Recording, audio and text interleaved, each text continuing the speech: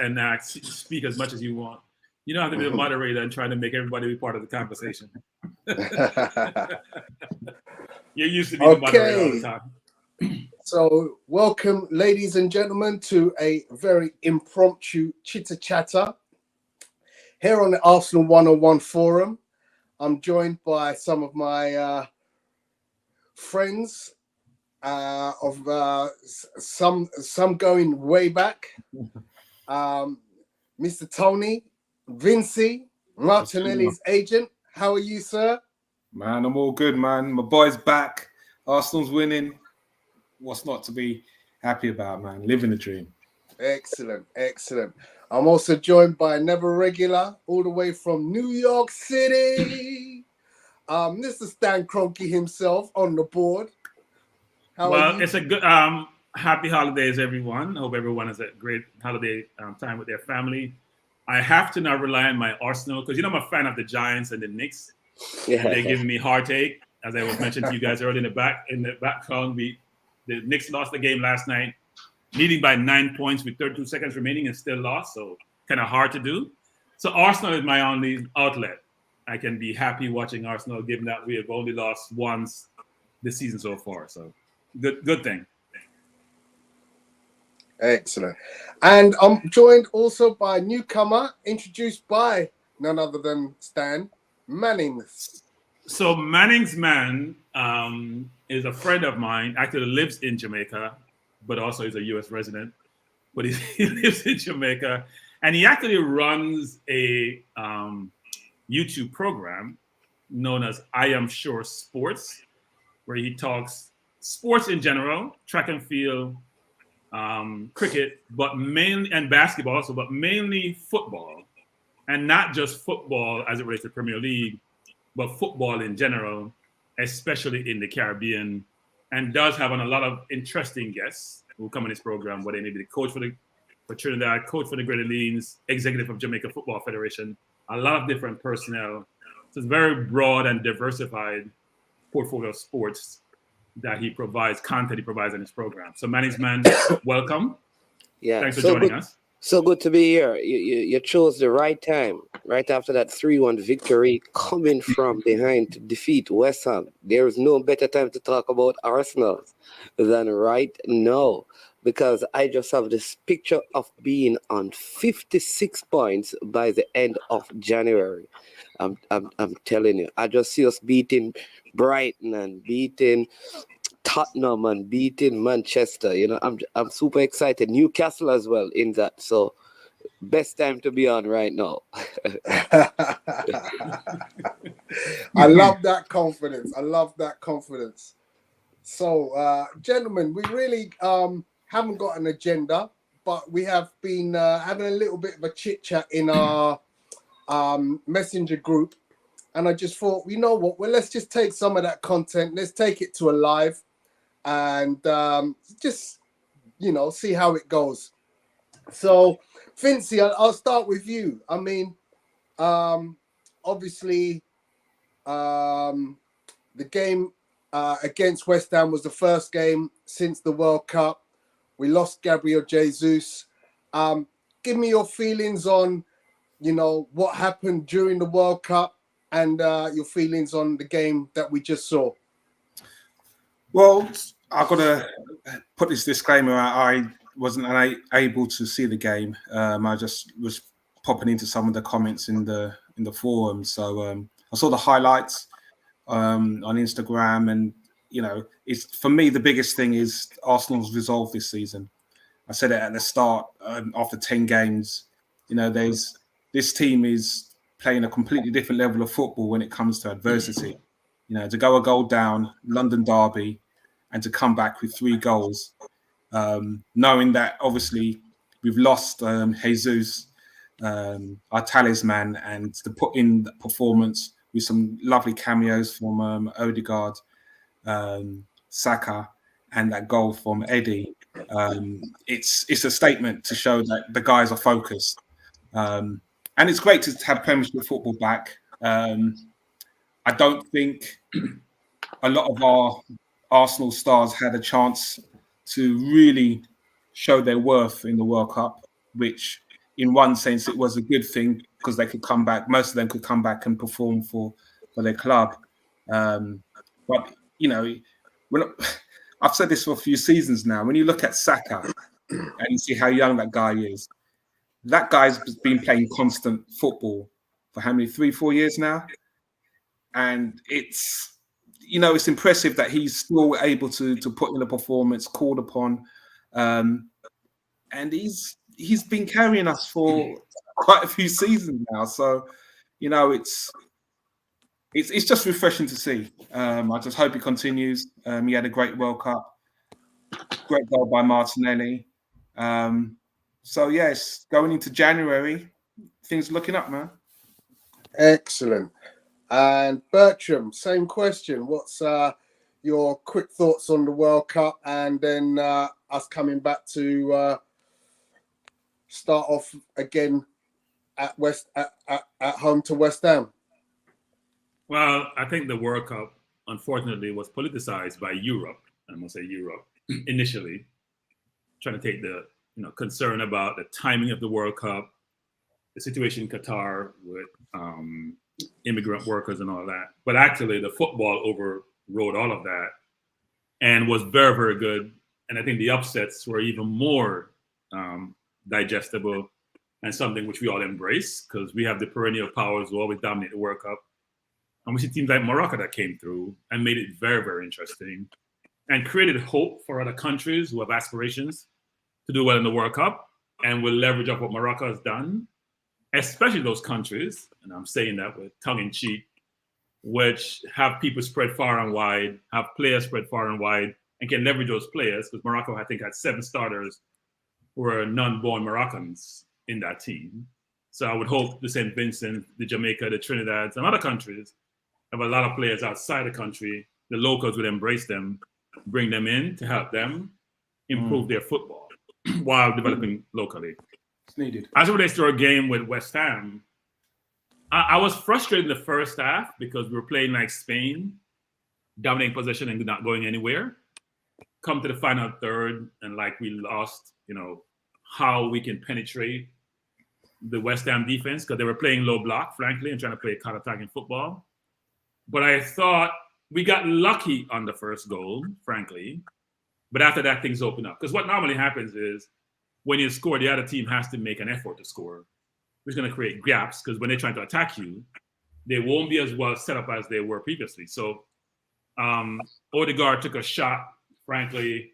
It was a brilliant true pass to Saka, but it was a shot, which then get him in on goal. And he was very composed when he scored. And many of you know, you're in the chat, that I've been a Saka beater to some respect. So he's proving me wrong. I still think he's overrated, frankly. I think he's a brilliant player, but we have him on a stool like he's Mbappe, and he's not Mbappe yet. There's a lot he needs to learn. But the thing I love about his game is he's a very intelligent kid. And just as important, he makes good decisions 99% of the time, which people like Pepe, who I rate, don't make. And I think people don't realize is the decision-making, which makes him so digestible to Arteta, who likes to keep the ball.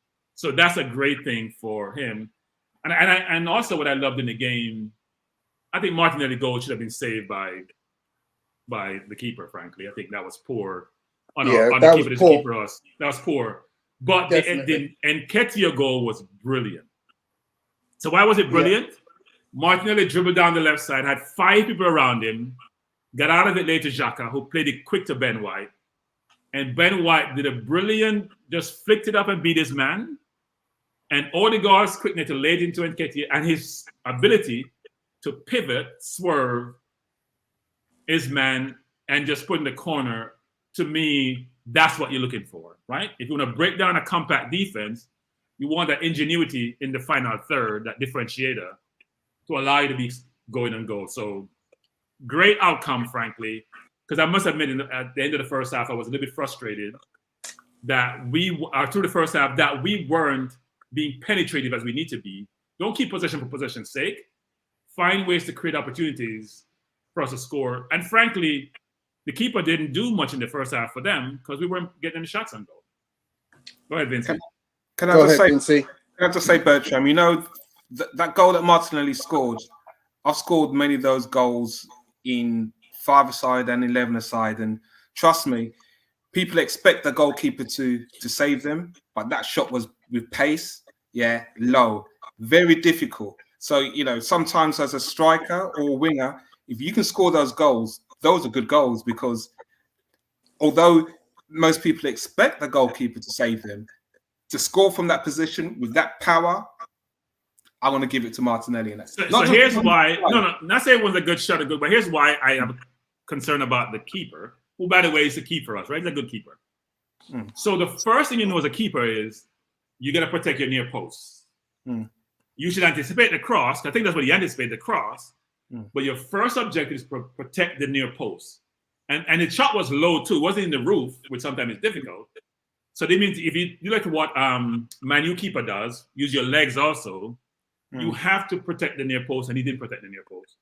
Not saying it wasn't a good shot. It was actually in the corner. But from the angle it was, you can't give up that goal if you're a good keeper. And I'm not saying he's not a good keeper, but it's hard to get down. It's hard to get down. That's really a save with your feet, as opposed to it was your feet. Yeah, as opposed to any other part of your body. And some goalkeepers are good in those situations, but it's actually quite hard if you actually play in goal to save in that position with your feet. So, you know, I'm a big up my client, man. You know. Yeah. So, guys, I just want to say a very quick hi to a couple of our friends in the chat. 18, Nye, and Ehis, DJ Gatti.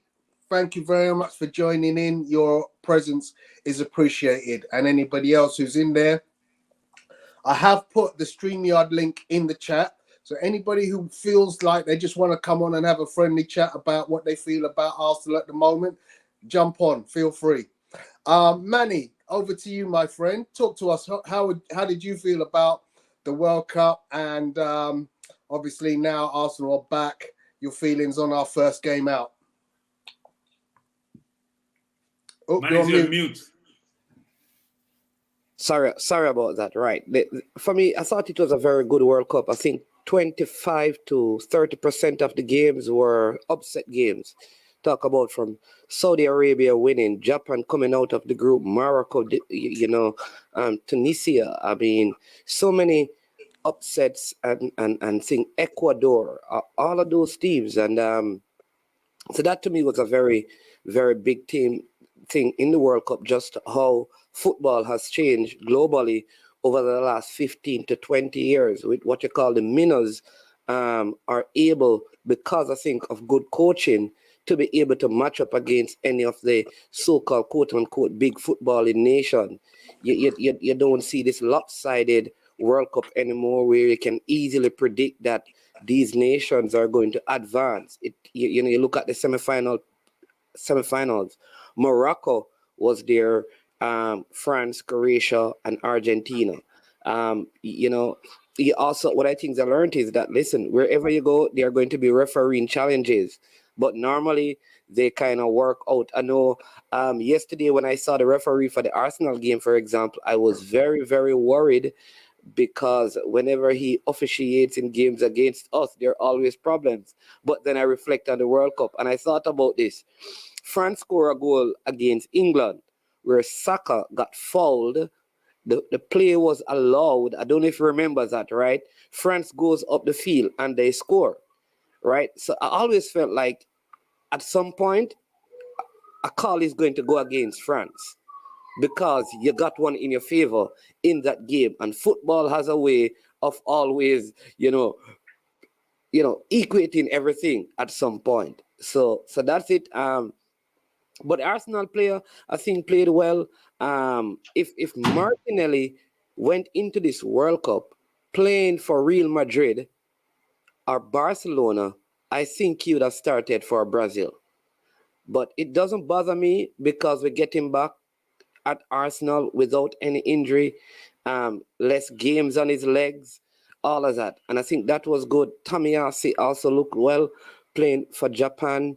And so the World Cup was just fantastic. Brazil didn't win, but hey, first you don't succeed, brush yourself off and try.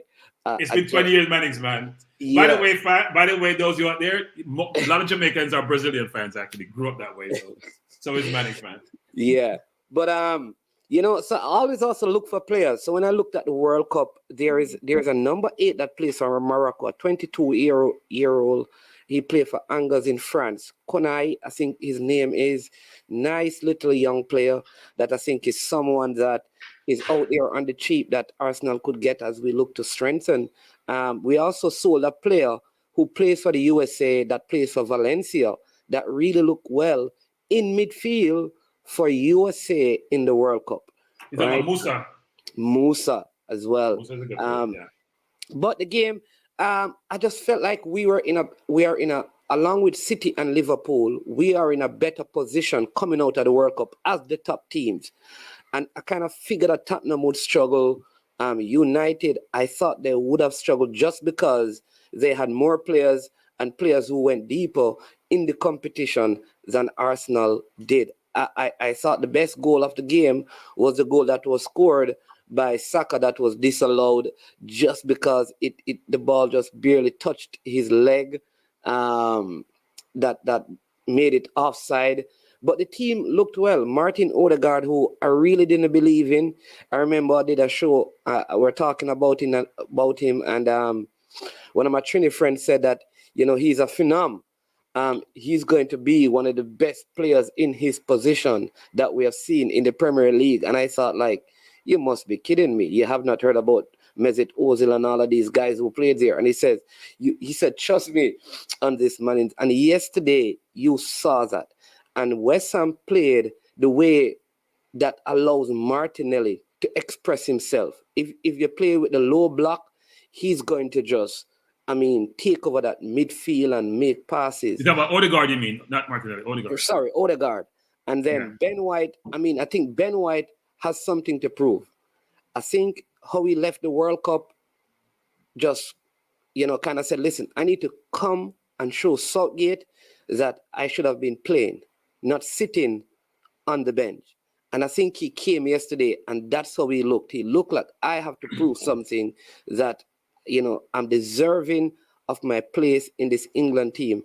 And, I have some hope in Eddie. Whenever he plays and he starts, he scores. And I'm thinking, should we really get a center forward to start and put him on the bench? Or should we get someone who's willing to sit on the bench and allow him to start? Because when he starts, he scores. And so those are my takeaway from the game yesterday. Tony, on mute. So I have a question. You made a very interesting point there about Ben White showing Gareth Southgate that he deserved to have been played more. Guys, as a collective here, between us, how do we rank Ben White?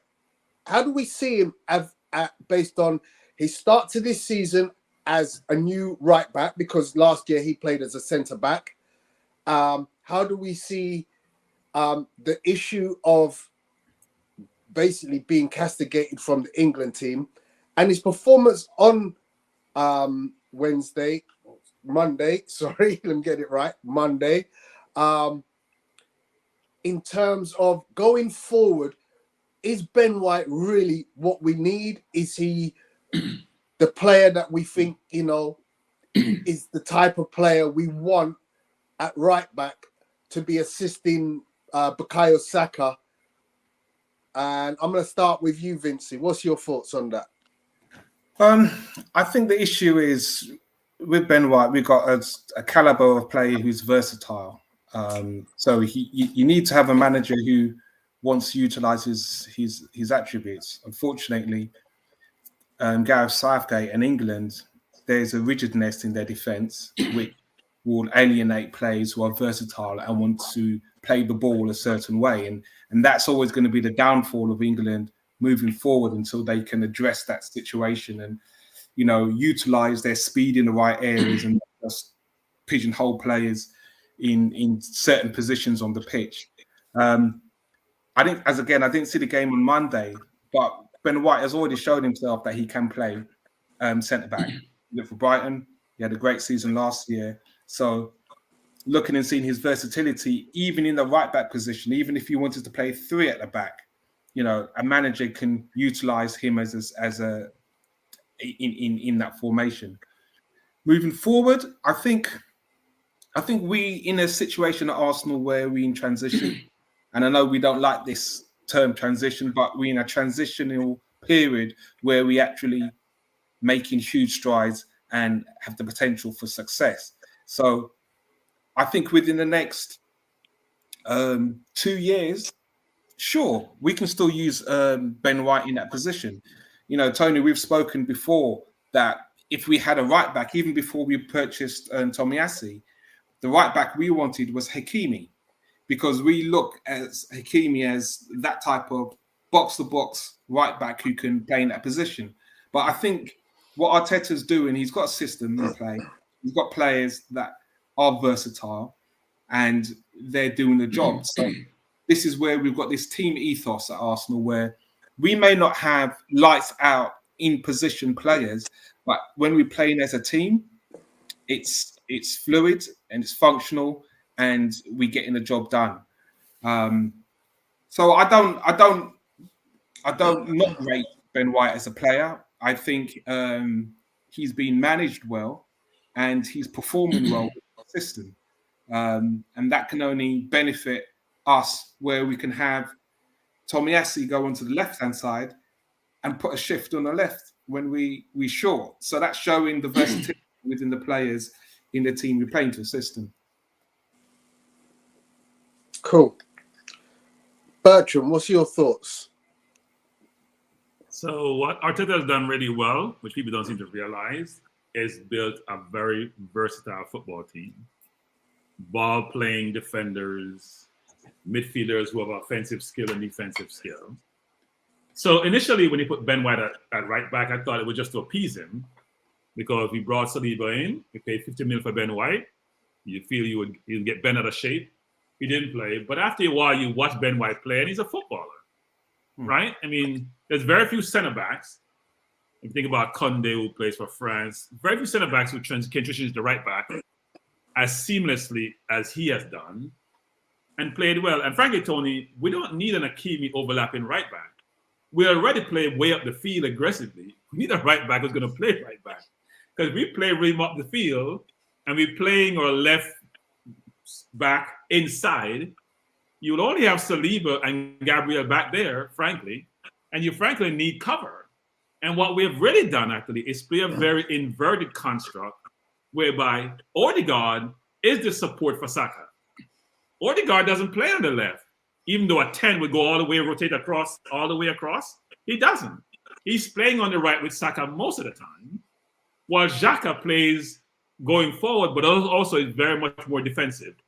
So Odegaard is playing like how you play a traditional 10, but actually is more of a support for Saka on the right than being the 10 that rotates entirely across the front line. And Xhaka, even though he's going forward, doesn't play like Odegaard does, mean he plays more defensively. So it's a very interesting construct and a versatile way of playing. And I think Ben White has proven, because when you play out there, it's a very lonely place to play. When you're playing against very tricky wingers, that he can hold his own out there. And frankly, here's another point people don't seem to realize with having Ben White at right back is that how many set-piece goals have we given up this year? Right? That right back is helping us on set pieces because a traditional center back. So either marking a man, heading the ball out, knowing to tackle in the box. You're having basically 3 center half playing on set pieces, which is something you don't necessarily have. You'd have a Cedric there or someone that's not as versatile. And frankly, Ben White and Tomiyasu, who are both center backs practically by trade, but play out wide, helps with that also. So what he's built is a very versatile ball playing team, which people can be interchangeable. Because Ben White can also play CDM. People don't even think they realize it also. He also has CDM capabilities. Not sure I would want him there on a long-term basis. But I do think he's been very effective. And that play that commenced with G was a part of with the Nketiah goal does give you some perspective as his ability. Sometimes when you play, you got to be very secure in your playing, so you don't want to take risks. but you can see that he has some of those ability in him. Doesn't exhibit as much as you probably like to because you don't want to make a mistake and get punished for it. Thank you. Okay, Mannings, what do you think about Ben White? Yeah, like for me, I think of all the England right backs. Let's look at it from that perspective. Say I have Kieran Trippier, very good. Kyle Walker, very good. Trent Alexander. Let's leave that one right now, lest I upset any Liverpool fans. Let's talk about. Say very good offensively. Say very good offensively. No. Then we have Ben White. No, I think of all of them, Ben White is able to play in all positions. You have Reece James as well, who has been injured and is now injured. Probably the best of the lot, in my opinion. Yeah. So I would say Reece James, if he's fit, is the best. Except that Ben White and Kyle Walker are the only two I think can function as effective in a back three. That's where I think he has the edge. He functions better in a back three. I think Reece James is built for a back four. So this is where I struggle with Southgate not willing to adjust. You have a Ben White and you're down, you can make an adjustment on the field without making a substitution. I think too often the whole systematic play, which is what Vinci was speaking about early, he sets up a way that would not give Ben White game. But if you had him, you could make the adjustment on the field instead of bringing on someone new. And I think he has to do that. Is what Arsenal can do. Arsenal with Ben White can go to a back three at any time. At any time. We can go to a back four. He can also play as a right wing back if we desire, because he can play. If you have to take out Saka, you could put him high up the field and just move Saliba to the right-sided centre back and just put Rob Holding in there. And you have defending, you have the offensive side of the game. And though I don't think he's as good as Reece James, I think he is probably at the same place as Kyle Walker.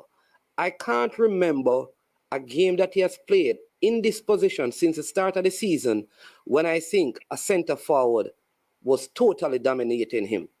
I've seen that happen to Trent Alexander-Arnold. I've seen that happen to Cancelo. I've seen that happen to even Reece James. I've not seen that happen yet with Ben White because he is better at even recovery than most of these other guys. And I think he's the option that England will have to look at as number one or number two going ahead, because it would allow them to make more adjustments. And a lot of that is because Arteta has allowed him greater freedom. When he came, I thought the money that was paid was too much. But now I'm believing in the process. I thought $50 million was a hefty price to pay. Pounds, not dollars. Pounds. Yeah, was a hefty price to pay. But, I mean, he has proven that it was worth every penny or pound. Nice one, Manning. Excellent. So, gentlemen, so what's your view, Tony? What's your view? So I'm very surprised at you, Bertram, because you're normally as very analytical as I am in relation to players. And what I kind of see with Ben White is sometimes he's a little reticent to move forward and become that overlapping fullback. And you know, when it happens, it becomes such a deadly weapon, because it means that, you now open up the box for him to move into that area.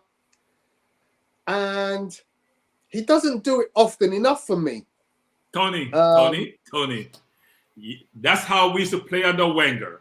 Ramsey bump forward. Bellerin bump forward. We lose the ball and we're like, oh my God. We're in trouble. We're wide open. There's it. a balance, and I like the balance. Go ahead. Okay, sorry. let me give you the balance. So when we're playing down the right, I expect to see Ben White doing stuff down the right. When we're playing down the left, it's so much clearer that either Zinchenko or Kieran Tierney are so involved in the play down the left-hand side.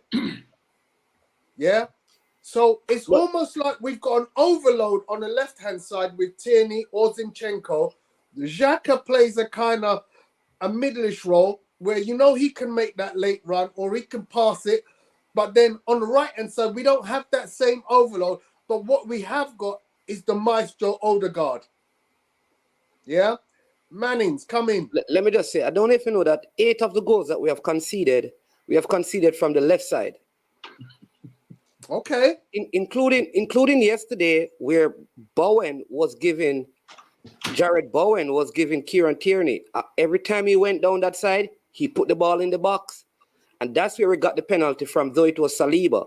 The point I'm making is that Ben White has played better over there because when he goes forward, we get more goals because most of our goals have come from that side where Saka is as well. So we have scored more goals on that side and conceded way less goals. So to me, he's functioning better on that side than on the other side where either Zinchenko is always caught out of position or Tierney is always. Even yesterday, remember, Ben White had to come inside. I think it was Mikel Antonio who he came inside, beat Gabriel or Saliba, and it was Ben White who came in and won that ball. Although go ahead. Vinci also went jump in. All right, go ahead. No, I mean, I was just going to say, Tony, if you look at it, it's basically the cheat that Arteta's having the team playing. If let's be real, we are an unbalanced team. We're unbalanced, but there's ways in which we are defensively better by our positioning in certain areas of the field that allowing our forward players to play. So I see that imbalance that fluid football where you naturally see on the left-hand side, but then from a defensive position, when your Tierney or your Zinchenko are not on form, that shows how vulnerable we are on the left, where we've had to have Xhaka drop in to fill in. But on the right-hand side, we've had a little bit more stability, even going back when we had Chambers filling in on that right-hand side, Tomiyasu alongside Ben White. But we don't have a natural Hakimi-type player to go up and down. And I understand what Bertrand was saying before, where we need players to sit back in when our fullbacks go forward. But then we also have the problem in midfield where you've got Partey is so instrumental in probably linking up play, or Xhaka is pulling out, that we're constantly moving players, and we've just got to have some sort of semblance of organisation and deciding when we go forward. So that's unfortunately the problem that we have within the team. But it's been masked well by the way how Arteta's getting the team to play in those positions, and it's functional, it's fluid. I never would have thought I mean, the thing I would say is, Tony, you've brought up to me the archetypal right back, Hakimi, and if I'm just saying it bluntly, if we had Hakimi at right back, jeez, how good would that be? Because offensively, he can do everything that Reece James does, and defensively, he's a rock. Now, I'm going to call it like it is, because you know me, I don't mince my words. Gabriel Magalhaes is a mistake waiting to happen. Yeah, and I know that goal yesterday or day before yesterday. Yeah, you have to look at his positioning, because the only reason that Saliba's coming across to try and take out Bowen is because Gabriel is in the wrong place. But secondly, hear me out. We have known for a very long time, Kieran Tierney is not great at defending against the speedy wingers. Alma Traore causes him absolute kittens, kills him every time. Anybody who's watched Kieran Tierney can tell you. Bertrand, back me up. We've said this so many times. Defensively against fast wingers, he's always letting his man beat him. Yeah, no, I don't disagree with that. So, Tony, I've talked about this for a while, right? I'm always giving him a hard time when he was playing for us, not injured. So here's my view. I think that's part of the whole strategy. The way the team plays is all part of the entire strategy of how we play. I'm telling you, the way players are. So if you notice, I complained about Saka never going on the wing, for example. Never goes on the wing. Always cuts inside, hold his men off, lean, then ease himself inside to then go back out to Odegaard and go inside to the center forward. The challenge that we face is this. Gabriel, as you said, Tony, is too aggressive sometimes. Yes. And his aggression doesn't work 100%. It gets him in trouble. So the goal that scored, he was aggressive way upfield, couldn't return when the ball gets over the top, and we get in trouble. While Saliba has also made mistakes, but they are not talked about as much. Own goal, penalty. He makes mistake also, but he's much more reserved in how he plays, not as aggressive. So his mistake is not as prominent and as obvious. But Ben White also protects him. But when Zinchenko plays, people don't realize it. Zinchenko plays left inside midfield. He doesn't play left. I watched him the other day. Tierney plays more outside. Zinchenko is inside. And I'm watching him thinking, if you're a speedy winger, you're smart as a team. How do you counteract that? You win the ball, you get it wide outside, then we're going to scramble. So I think it's all part of Arteta's strategy. And watch how City plays, because I think Arteta and Pep talks a lot, guys. A lot. City with Cancelo is doing the same thing we're doing. Kyle Walker doesn't overlap as much as Cancelo does. You look how they play. It's not by chance.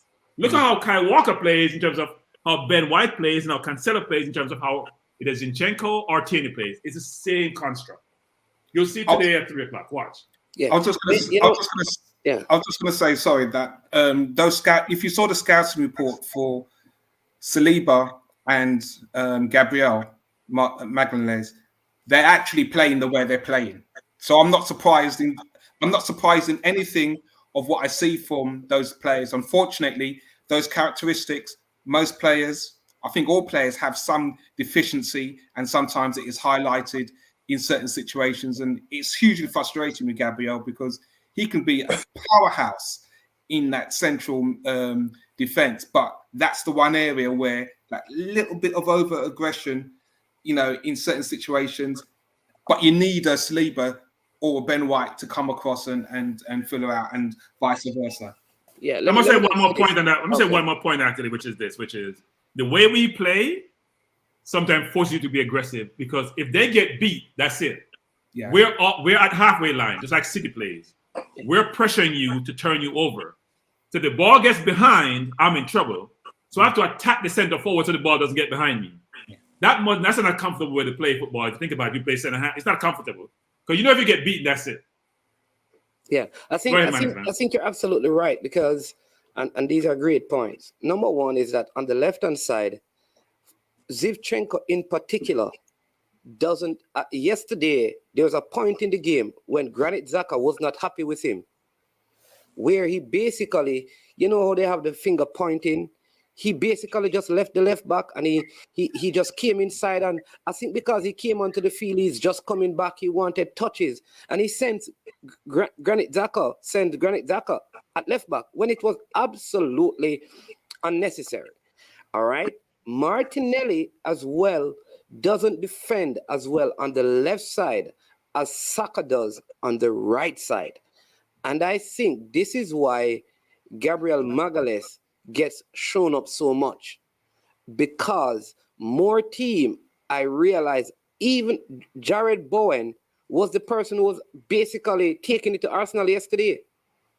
So most teams also strategize to come at us down that left side.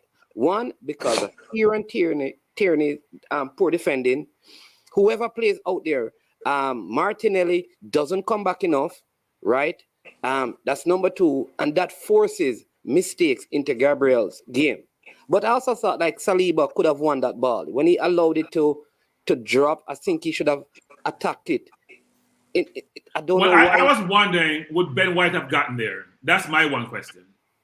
Yeah. Was Ben White close enough to get to Bowen, or was he too far away? He looked pretty close, but I wasn't sure. So on the other side, though, you have Saka coming back. Like I said, the pace of Ben White, he doesn't go forward as much. So he's all so most times he's part of a back three. And I think that is part of what happens with us. Why we don't see so many mistakes from Saliba as we probably see with Gabriel. It will be interesting though to check out of the 12 goals, how many we can say were Saliba's fault and how many. I know there were there was at least 2 that Granit Xhaka caused. I know Saliba caused 2 at least. One was a penalty. I think one he actually scored in that same game. And I think yesterday I would say that's partly him. So maybe in terms of mistakes that led to goal this season, I think if we checked it out, they're probably at the same amount. Yeah, I think Saliba is a much more of a Rolls Royce player. So his mistakes are not as prominent, right? Gabriel rushing where he just rushes in. So he's going to be very obvious when he makes a mistake. And he's also superly aggressive. And I think he has to show more composure at times the way he attacks the forwards. Because sometimes he falls for no reason. Or he attacks the ball way upfield. And if he gets beaten, we're in trouble.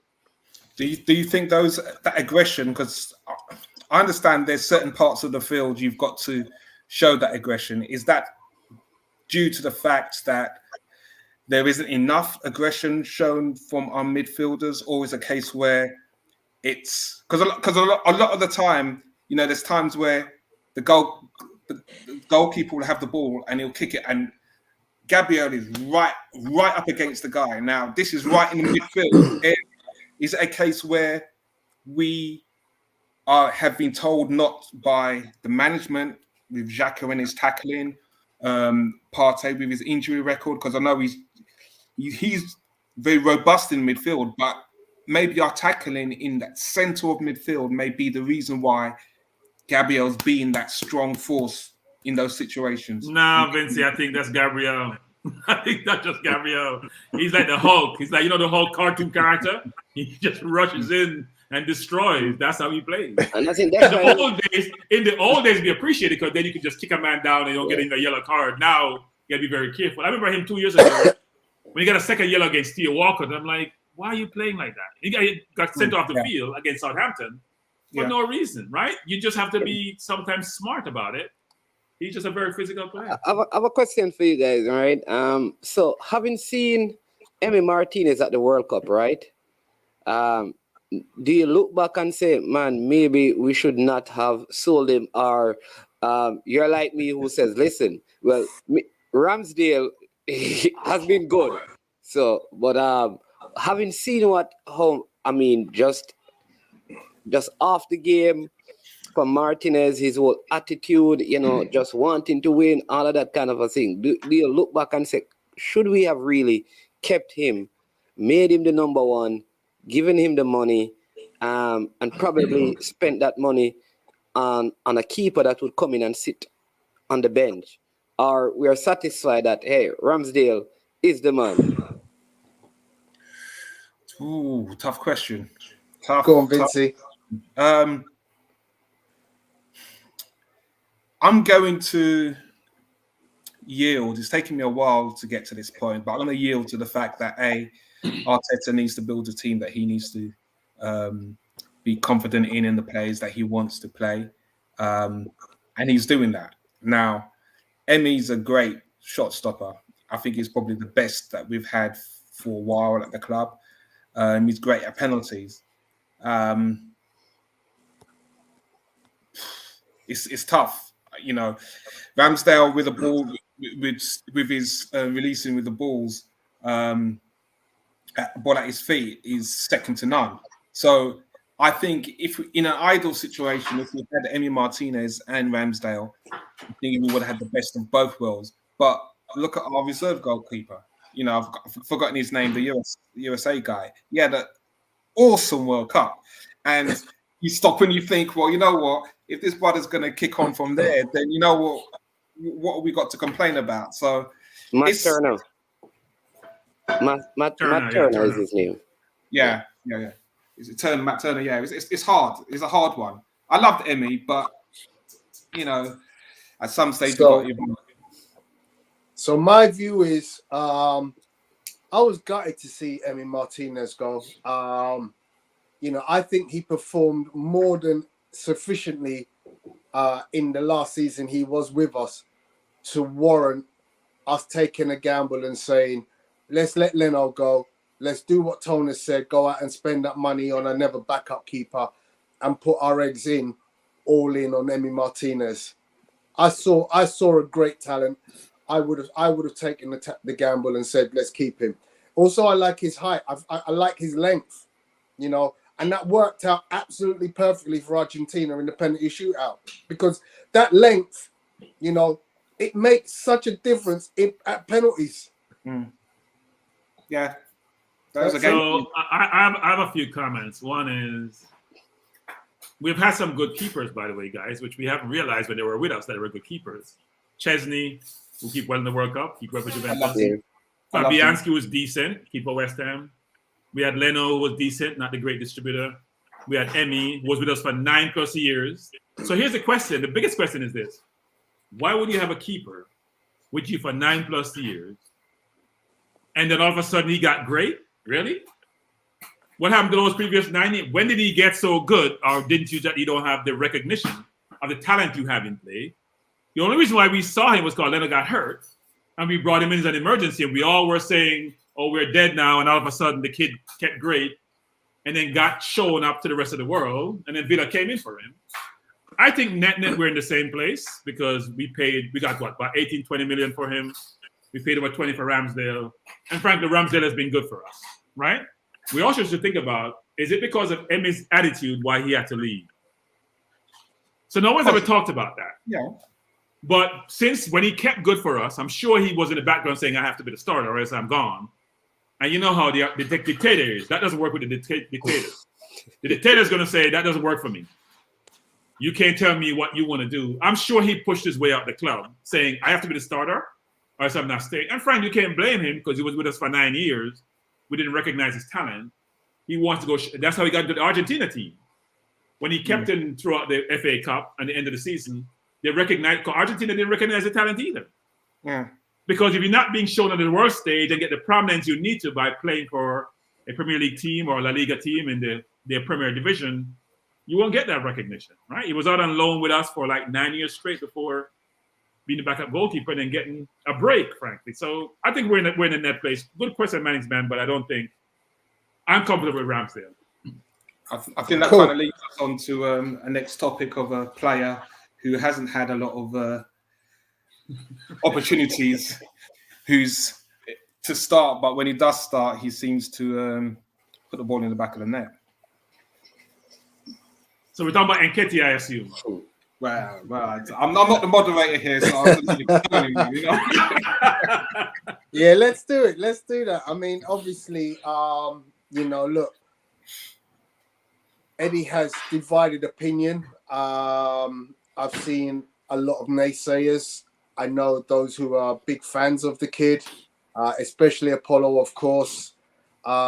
His goals to minutes stats are ridiculous. There's no two ways about it. His goals to minutes stats are right up there amongst the best in the game. So if you're just basing it on, well, if he's playing, he's scoring, then he should be playing. I would say his goals to start stats. Hang on. Let me finish. I think where a lot of people obviously have had an issue was his all-round game. And I think what we saw at the end of last season was the ability to come on and make a difference on his own. Because there were occasions where he literally just took over the final third of the pitch and became the all-encompassing frontman defender, clinical finisher, and integrator of other players into moves, which is what you ultimately want from your striker. You need to be able to score goals. You need to be able to interplay with your wingers and your midfield. Yeah. And you need to be able to affect defensively from the front, which is clearly why Aubameyang and Lacazette couldn't have been one of either of all three of those criteria. And when Eddie came in, he was like, oh, what a breath of fresh air, because he's actually satisfied all three elements. But we still had a worry. And I think there are people who still have a worry. But as Apollo will often say, just let the kid play. You know, let him grow into what he's going to grow into. You know, he didn't start the game particularly impressive against West Ham. But you know what? Second half was way improved. And all of a sudden, he looked like someone who was dangerous. And he has engine. He has engine for hours. You know, Lacazette couldn't play more than 60 minutes. Aubameyang played 10 minutes of a game. This kid plays 90 minutes. Go ahead, Bertram. So I'm going to say a couple of things. One is, look, Apollo's always been Eddie's champion. But I think it's his goal to start stats. People use goal to minutes. You don't realize when you come in the game really late, it's difficult. So look at Jesus' goal to start stats and his goal in total. You'd be really surprised that he's world class in his goal to start before he came to Arsenal, because he hasn't scored the last 10 games with us. Look at his Man City goals to start, not just goals to minute, because that can be very deceptive. And Eddie's goal to start is similar to Jesus in terms of being exceptional, but people don't realize that. They use goal to minutes or goals to games played, which is very unfair. Look at goals to start stats. Exactly. That's what you look at, and it gives you a very different picture. Jesus is basically very similar, actually. I think he was like 59 and 55 in goals to start. That's a great stat to look at. The thing about yesterday when we played against West Ham was this. Tony's right. Eddie Press is similar to Jesus, actually, in terms of his energy, running down keeper, defenders. What he doesn't have is that ball, that game in the pocket. Get out of those difficult situations, bamboozle a player like Jesus can do. He doesn't have that in his game. And I was very frustrated because the West Ham games would be difficult for Eddie just because he has to try to get behind. We couldn't get him behind. So, right, I was very surprised about the goal he scored, which is create something out of nothing in turning the defender. Because that's not rolling the defender. It's not something I thought was in his game, actually. But we do have to realize that when he came on the end of last year, in the last 5 to 7 games, he scored goals. When he was playing instead of, like I said, he scored goals. So he does seem to have the ability. And you're right, Tony. Unless you get a significant amount of starts, we can't go back to Martinez. I'm going to say this again. Sometimes we don't realize that. Go back to Martinez when he started for us in the end of the season when we won the FA Cup. He didn't get any opportunities before that. Starts in a League Cup here and there, start FA Cup here and there. When he got a lot of game time, starting time, confidence built up, no pressure about being substituted, you're a different player. So I think Eddie needs to get that amount of game time. He'll have it now. Here's my concern when we say go buy another forward. So if you buy another forward who's at the same level of Jesus or Eddie, you only can start one of the three, right? The other two can sit on the bench for a long time. Frustration, not able to demonstrate your capability, it becomes difficult. But if we don't, and Eddie gets injured, what do we do? So it's a dilemma, it's a catch-22 that we're going to struggle with. So what if Eddie gets injured? We put Martinelli inside, but then we only Martinelli there. There's no one else. So we have to figure something out. That's why I said Thuram, Tony, we said was not good enough, but not at the same level, but cheap. I think his contract runs out this year. So you can take a risk on him because you're not going to lose much. Yeah, and Apollo has made the point. If we look at what Arteta has been able to do with Martinelli and Saka, what do you think he will do with Eddie? And we've got to be honest and say, you know what? The development that Arteta is able to do with players, the likes of Sterling, Jesus, you know, everybody talks about it. Now we can see what is going on with Saka. We can, you know, Saka the other day scored a screamer top of the net, and it was like, it was all what Arteta was telling With him. his right foot, by the way. His right foot. Yeah. So you know what? If Eddie is now the front man, the fulcrum of our attack, I can only say he's going to be getting one-to-one tutelage from Arteta in the back, which I think will only serve him in a positive manner. And I hope to see, you know, more improvement in his game, you know? So, guys, here's the question. One more question. So, suppose Eddie scored in every game until Jesus come back. What happened? Does he go back on the bench or does he start? Play Eddie. Mannings, what you saying? Yeah, listen, for him to have the record he has in the under 21s is no easy thing. And like I said, when he starts, he scores. All right. I think yesterday was an important game for him, because if that game ended in Arsenal losing or tying that game, people would go back to that quick restart we had with Ramsdale, where he got the ball. He had Saka to his right, and he went by himself. The keeper went down and held on to it. He could have passed it to Saka, but it should have been a goal, and it didn't. I think that happened because he didn't score in the Juve game. He had that clear opportunity that he missed.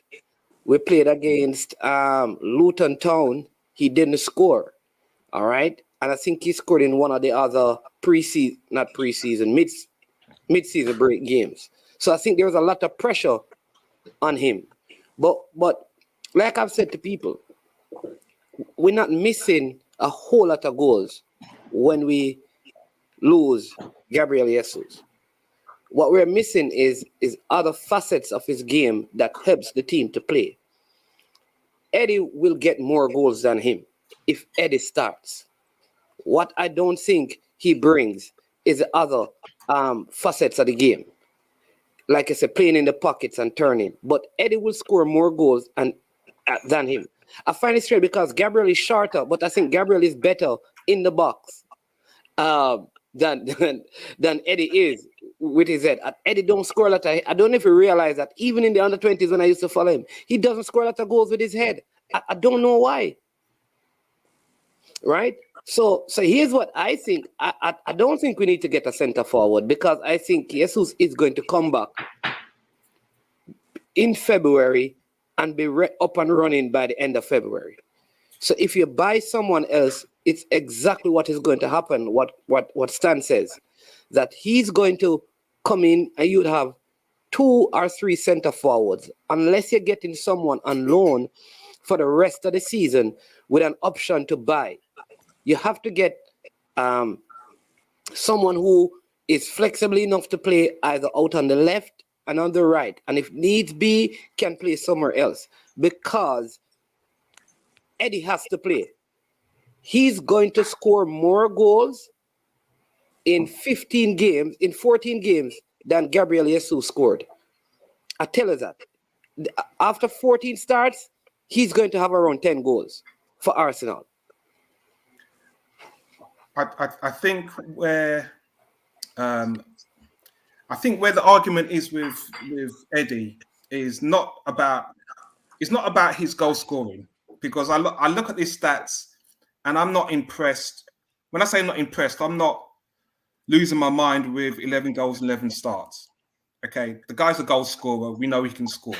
Okay, so that for me is not the issue for him whether he starts. The issue is how Arsenal play behind him, because it's always been the issue where when Eddie's played, they haven't played to his strengths. We know the guy, if he's given an opportunity, he can score. So as Bertram says, what impressed me was for him to turn, and I've done this before, in the midfield, on the left, on a sixpence, take the ball on and score. Now that's making a goal for himself. That's showing that he's growing as a striker. Now, Mannings rightly says Eddie's going to score more goals than Jesus based on the workload that Jesus is having to do for Arsenal in that midfield. And I've always said that's where our midfield have to step up now in regards to Jesus now. Because I don't want Eddie coming back and doing all the running that Jesus is doing, and then fans complaining that he doesn't have the energy to get back up top to score the goals. We've got to allow him to do what he needs to do. 18. It's not about that. It's about understanding It's about understanding his attributes. It's about understanding his attributes. Eddie is not Jesus, so you can't expect Eddie to come into the Arsenal team, run around like Jesus, and then we complaining, well, Jesus isn't scoring in 10 goals, and then we're going to ask Eddie to come in, and then we're going to turn around and say, well, Eddie's no good because he's not scoring goals. We want our striker to score goals, okay? So where Eddie can help the team is what he did at the end of last season, holding the ball up and scoring goals and taking his opportunities. We need his energy because, trust me, if Jesus is not back until middle of February, we need that striker.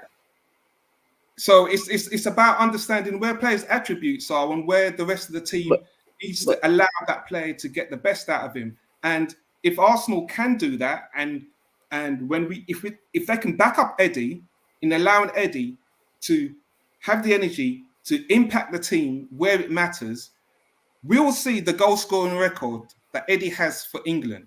Yeah, and that's what Arsenal fans they'll turn their opinion on Eddie because the guy knows where the goal is. Jesus knows where the goal is. As Manning says, he's a different type of player inside of the box, but it's a blessing to have. What we don't want to have is players taken away from their main game and as young and with the pressure that us Arsenal fans want us put the ball in the back of the net. They're shattered. They're unable to do that. Yeah. All right. So I have a question, right, for Vinci, because I listened to the links and they were talking about this guy called Kuna, the Brazilian, who I think he signed for Wolves.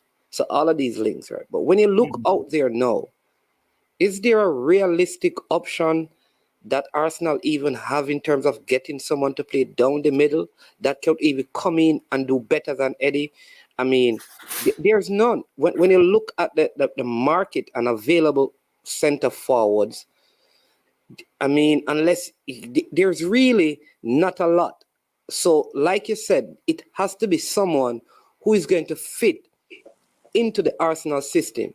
No, and this that depends, Mannings, on how adventurous you are in terms of spending money. Because don't forget, there are loads of really good strikers out there who are scoring lots of goals. Even if you look in just the Premier League. In January, let's talk about getting them in if January. If you really want to show ambition, yeah, give me three in the Premier League. I would love to get the three in the Premier League who are available. Name three. Yeah. Do they have to be in the Premiership? No, because it said even in the Premiership. All right, give me three just right across Europe. Like right now that could come in and start hit the ball running game one, because that's what we need. We don't have time for anybody to adjust right now. You have to come in, hit the ball running right away. Tell me the three who are out there now that we think would come in and do a better job than Eddie in January, not in the summer. January. Yeah. So right now, James Toney. There's my boxing head guy. Toney. You're dating yourself. You're dating yourself. I know. Ivan Toney is on 11 goals. Yeah. If you want him and you put the money up, he's available. Yeah. But I'm saying, hang on. You just asked me to answer your question. Let me answer your question. All right. Yeah? I'm gonna fix it. Alexander Mitrovic is on 10 goals. If you put the money, he's gonna be there for you. Yeah. Let me put the number 3. Yeah. Blah, blah, blah. Who is that? If I'm being honest, the next 3 are not available, which is Rodrigo, Almiron, and Maddison. Maddison, I wouldn't take. He scored 7 goals, but I wouldn't take him right now. All right. Trossard is on 7 goals. If you put the money, you could get him. All right. So but they're not center. But it's center forwards though. The first 2 are center forwards. Right. Yeah. So let me just break this down. Right. Mitrovic cannot press as Eddie does, so he would not fit into the Arsenal system. He would have to sit on the bench and come in when we are down and we need to throw some long balls into the box for him to give some issues. So, in as much as he has scored more goals, he has played more games, and he doesn't do the other things well, he would not fit, all right? Let's go to Ivan Toney.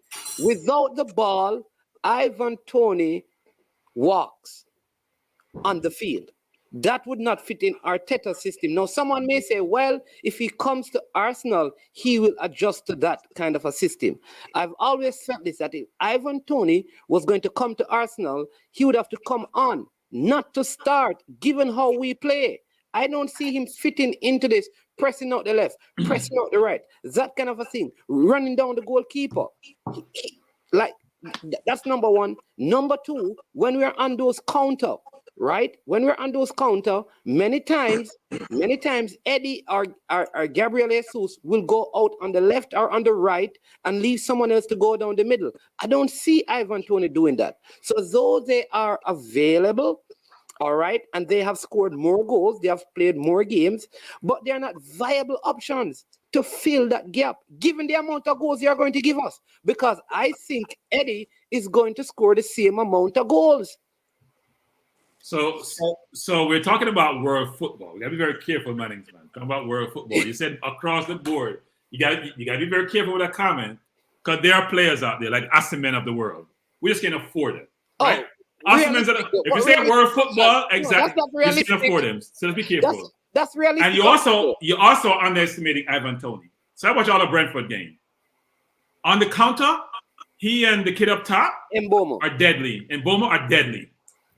Because you know what Toney does really well? His passing. When he gets the ball in a difficult situation, his passing is precise to get the ball to Mboma. So even though he may look athletically challenged when he runs, he's actually a better football player than people give him credit for. I agree, his pressing won't be at the same level as you have for Eddie or for Jesus. That's without a doubt. But Toney is and he's great in the air, by the way, management. Brilliant in the air, brilliant holding up the ball, brilliant making a pass. But the ability to press is not there. And another point I want to make also about Eddie versus Jesus. Jesus is like Harry Kane. They have to be in the game. And I know Vincey won his part up top, but it's not because you force them to come back to go get the ball. They want to touch the ball. They want to caress the ball. They want to play football. That's how they play. They can't be there for 5-10 minutes, not touching the ball and then scoring. That's not their game. That's why they always come back in the midfield to try to get the ball and make something happen. Eddie wants to put the ball in the net. That's all he thinks about. Welcome, African Gooner. Hi, everyone. Hey, how you Good to doing? see you guys. It's been a while. What's up? Sorry It for has being a bit been a late, while. but, yeah, it has been a while. Work has just been crazy. Was working really You get hard. promoted making money. That's all it is about. Yeah. So, obviously, still been watching all the games. Still haven't missed. Still keeping my record of not having missed a game yet, which I'm super proud of. Was at the World Cup as well in Qatar. I shared a picture with you guys. Rep my Arsenal shirt in Qatar, Nice. which was great. That was a great experience. And I also got to chat to Mathieu Flamini, coincidentally on FaceTime. One of my dad's friends' sister dated him. So he had him on speed dial. And I was telling him about how I'm a massive Arsenal fan. And, he just picked up the phone and called him, and I got to say hi. So that was super cool. I think you guys know where my thoughts are at. I think, the sufferings that I have had in my life with this team, like it has all come full circle, and seeing the fruits of our labor and, the effort and energy and investment in this team that I've made over my whole life. And it's amazing to see. I definitely think we're ahead of the plan. I thought the injury to Gabriel Jesus was going to hinder us a little bit. I felt that, the goals were going to maybe dry up a little bit, even though we can create like never before. And I remember just 2 years ago, we were talking about how we couldn't create anything. And now we're just creating for fun. And we're just banging on the door. We suffocate teams. We press you till you die, pretty much, right? You just press you until you just give us the ball back. And then we go again, we reset, and we keep banging on the door until we score. And I think once we scored the second goal, it was pretty much game over, right? The crowd was behind the team, and you just feel like there's something different about this team. So I'm really, really happy, going through the team. Really, I want to start with Ramsdale. I mean, we know how good Ramsdale's been. Didn't have to do too much against West Ham, so kind of just made 1 or 2 good saves, I think, which were pivotal. Still needs to save a penalty for me. It's kind of like Leno, who didn't save any penalties. I'm waiting for him to save a penalty. But hey, look, he contributes positively for the rest of the match, so I'm not too upset with that. Ben White, oh my god, what a player, man. 50 million absolute steal. This guy's just amazing. He can play any position. It's just incredible. I think right back, I don't miss Tomiyasu at all. Honestly, I wouldn't even play Tomiyasu at this point. I think Tomiyasu is the backup right back for me at the moment. I don't change a thing. Saliba was a bit rusty. I think a bit unlucky with the penalty because he half-heartedly made the challenge, but he did clip him like quite slightly, and I think it was quite fortunate for them to get the penalty. But hey, look, you win some, you lose some. Gabriel back to his best. I think him and Saliba are definitely the best partnership I've seen in my lifetime at Arsenal. Being an Arsenal fan, I don't think I've seen a better center back partnership than those two. And my boy Tierney, which Bertram doesn't like too much. I mean, he's contributing. I think a few of the goals he's pulling out the wing backs and creating the space in the middle for us to create. So he's doing his job. And I think it's really good that we have Zinchenko coming in, being able to add that stability in the midfield. There's just a complete dynamic change because his technical ability is just amazing. So he can help us control and set the tempo when we're winning the game, which we didn't have that before in our locker. So that's great to see. Thomas Partey, what can we say? This is the Partey that I signed up for. This is the guy that we bought. He's just looking an absolute player right now. I mean, the tackle he made on Declan Rice was just incredible. That was incredible because once he won that tackle, I think it was a mentality thing because Declan Rice must have felt like, oh my God, I can't get past this guy. And let's talk about Granit Xhaka, guys. I mean, what is going on with this guy? This is some UFO definitely, took him to a different planet and brought him back because it's not the same guy that we've been watching all these years. So really, really happy with how Xhaka is playing. He's very disciplined at the moment. He's not making reckless tackles, no yellow cards. He's making the run in behind. I mean, he's making good passes. I mean, he's doing everything that I think Arsene Wenger would have dreamt of him doing. And I think it's really funny when I see this picture of this encounter because Wenger must be thinking I personally believe that Wenger must be looking at this guy saying, why didn't you play like this for me? Because you're part of the team. It must be my job. Let's be honest, right? I mean, he has cost him a lot. He cost him a lot. So it's really good to see Xhaka playing well, and I have to give him his credit. I think it's the best redemption arc I've seen in my life, but it's not complete yet. He needs to complete the season. We need to finish in the top 2, top 3 for me to really be like, okay, Xhaka has completed that comeback for me. And yeah, let's talk about Martin Odegaard. I mean, wow, 30 million, absolute steal. We pulled their pants down. I remember us discussing about Buendia and also talking about James Maddison. And for me, Martin Odegaard, the player that we loaned, he's not the same guy. This is a complete different animal. He's been unlocked to a new level. I mean, the stringing of passes, the tempo, the pressing, everything. He's just the absolute superstar. He's lazy, but he's like the 2.0 of lazy. He does everything that lazy didn't do, and plus he has the flair. I mean, that move where he put it through Paqueta's legs. Oh my God! I think I need to make people aware. When you said he's lazy, that didn't actually mean he's lazy. Yeah, we're referring to some Ozil. People used to call Mesut Ozil lazy. No, Bertram used to call exactly. That's where it came from. So when person. the African Guna says that Odegaard is lazy, what he actually meant to say was Odegaard is Ozil 2.0. Yeah, 2.0. Much better than Ozil. Everything that we wanted Ozil to give us, he's bringing it. And this team is so young, and it's just the beginning of what's going to be a successful team, in my opinion. And let's go to my star boy Martinelli. I just can't. I called it. I mean, I saw it from the beginning. I was one of those people that said it all along. From the moment he got here under Emery, I just knew this guy was going to be a superstar. He's a 5v5 player. He's the indoor player that has been transformed into an 11-a-side player. So, I mean, his technical ability, his dribbling, he's a 1v1 monster. He killed the wing back yesterday. It was Creswell. I mean, even Saka killed his wing back. But, I mean, they are just dominating their opponents, and they're causing lots of problems. And that finish is just pure, that's from the training ground. You're on your weaker foot. You're trained, and you're told to just take one touch and bang it as hard as you can. And that's what he did, and it went in. And I'm so happy for him. Saka resuming his amazing goal scoring. Hey Bertram, I think there's some words that need to come from you, because you've always been harsh on Saka not scoring, and he has been scoring recently for England and for Arsenal. He's stepping up his game, and he's proving to you that he has it in his locker.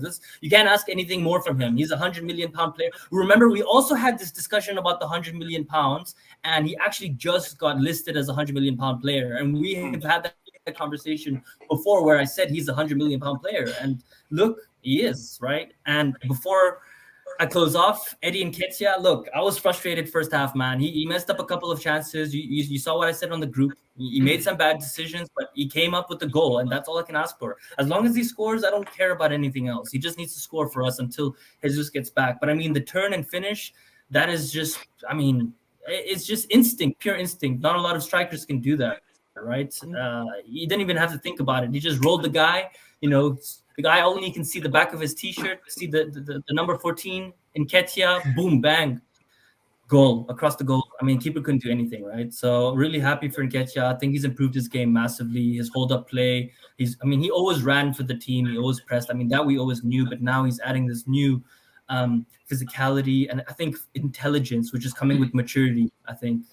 And also he's probably learning off of Jesus, right? I think the whole group has gone up a level, which has helped, I think, some of the younger guys in training, being able to see different things, being more creative. When you see Gabriel Jesus do a turn or something, you're like, oh, I want to do that, right? And then you start picking some of those moves up. So, I can't say anything much more. I'm in love with this team, and I'm so happy. Excellent. You forgot to talk about my client. I put the picture up for you to give me a lovely soliloquy about this guy. Come on now. Which one? Arsene Wenger. William Saliba, my bro. I did. I talked about Saliba. I said he's rusty, right? And I said that the penalty was a bit harsh because I think it was a half-hearted tackle. Like, it wasn't a full-on slide. I think he was going for the tackle and then he kind of pulled away, but he still made a little bit of contact and Bowen went down. It was basically your interfering play, right? So it was a penalty. Cool. So I'm going to say a couple of things. One is, I know I'm going to get grief about Saka, but let me just say this. Last year, in the last 7 games, we're trying to make top 4. That £100 million player didn't turn up. So let me just say that, because that's clear. So okay, wait. Wait. I have to stop you already there. Wait. If you're a £100 million player, because as I said before, I've always said the kid's a very good player, but he was overrated. What does that mean in the context? If you're a £100 million player last year, then play like a £100 million player. Doesn't mean you don't have potential. You're only 20 years old, 21 years old. The way is ahead of you. But you guys are talking about like it was Mbappe, and he wasn't Mbappe. And the last 7 games, he's not Mbappe. No, but the way Arsenal fans talk about Saka is Mbappe. I'm telling you. And I'm saying, hold your horses. Secondly, I promoted Xhaka. I get grief on Xhaka, and I'm saying he's an Arsenal player, so I support him. And that pass to Nketiah, and Nketiah messed up, was beyond belief. The ball that Ramsdale rolled to him, he played to Nketiah, which have gone straight to the goal versus trying to cut to the left. People don't talk about those passes, right? They don't talk about the bad things that he does. But here's the thing you guys got to focus on. So we're all happy now. But the better you do, we don't have oil money, guys. I'm concerned about this. We don't have oil money. Martinelli's up for contract renewal. Saliba is up for contract renewal. Saka is up for contract renewal. They're not jumping the sign. They all want 250 plus. They're going to want Jesus money. And if they start making that money, then Saka, Ben White, Ramsdale all want more money. Can we pay them? Bertram, Now, fans will say pay them with what? Unless commercially we increase our revenue significantly, it's going to become a problem.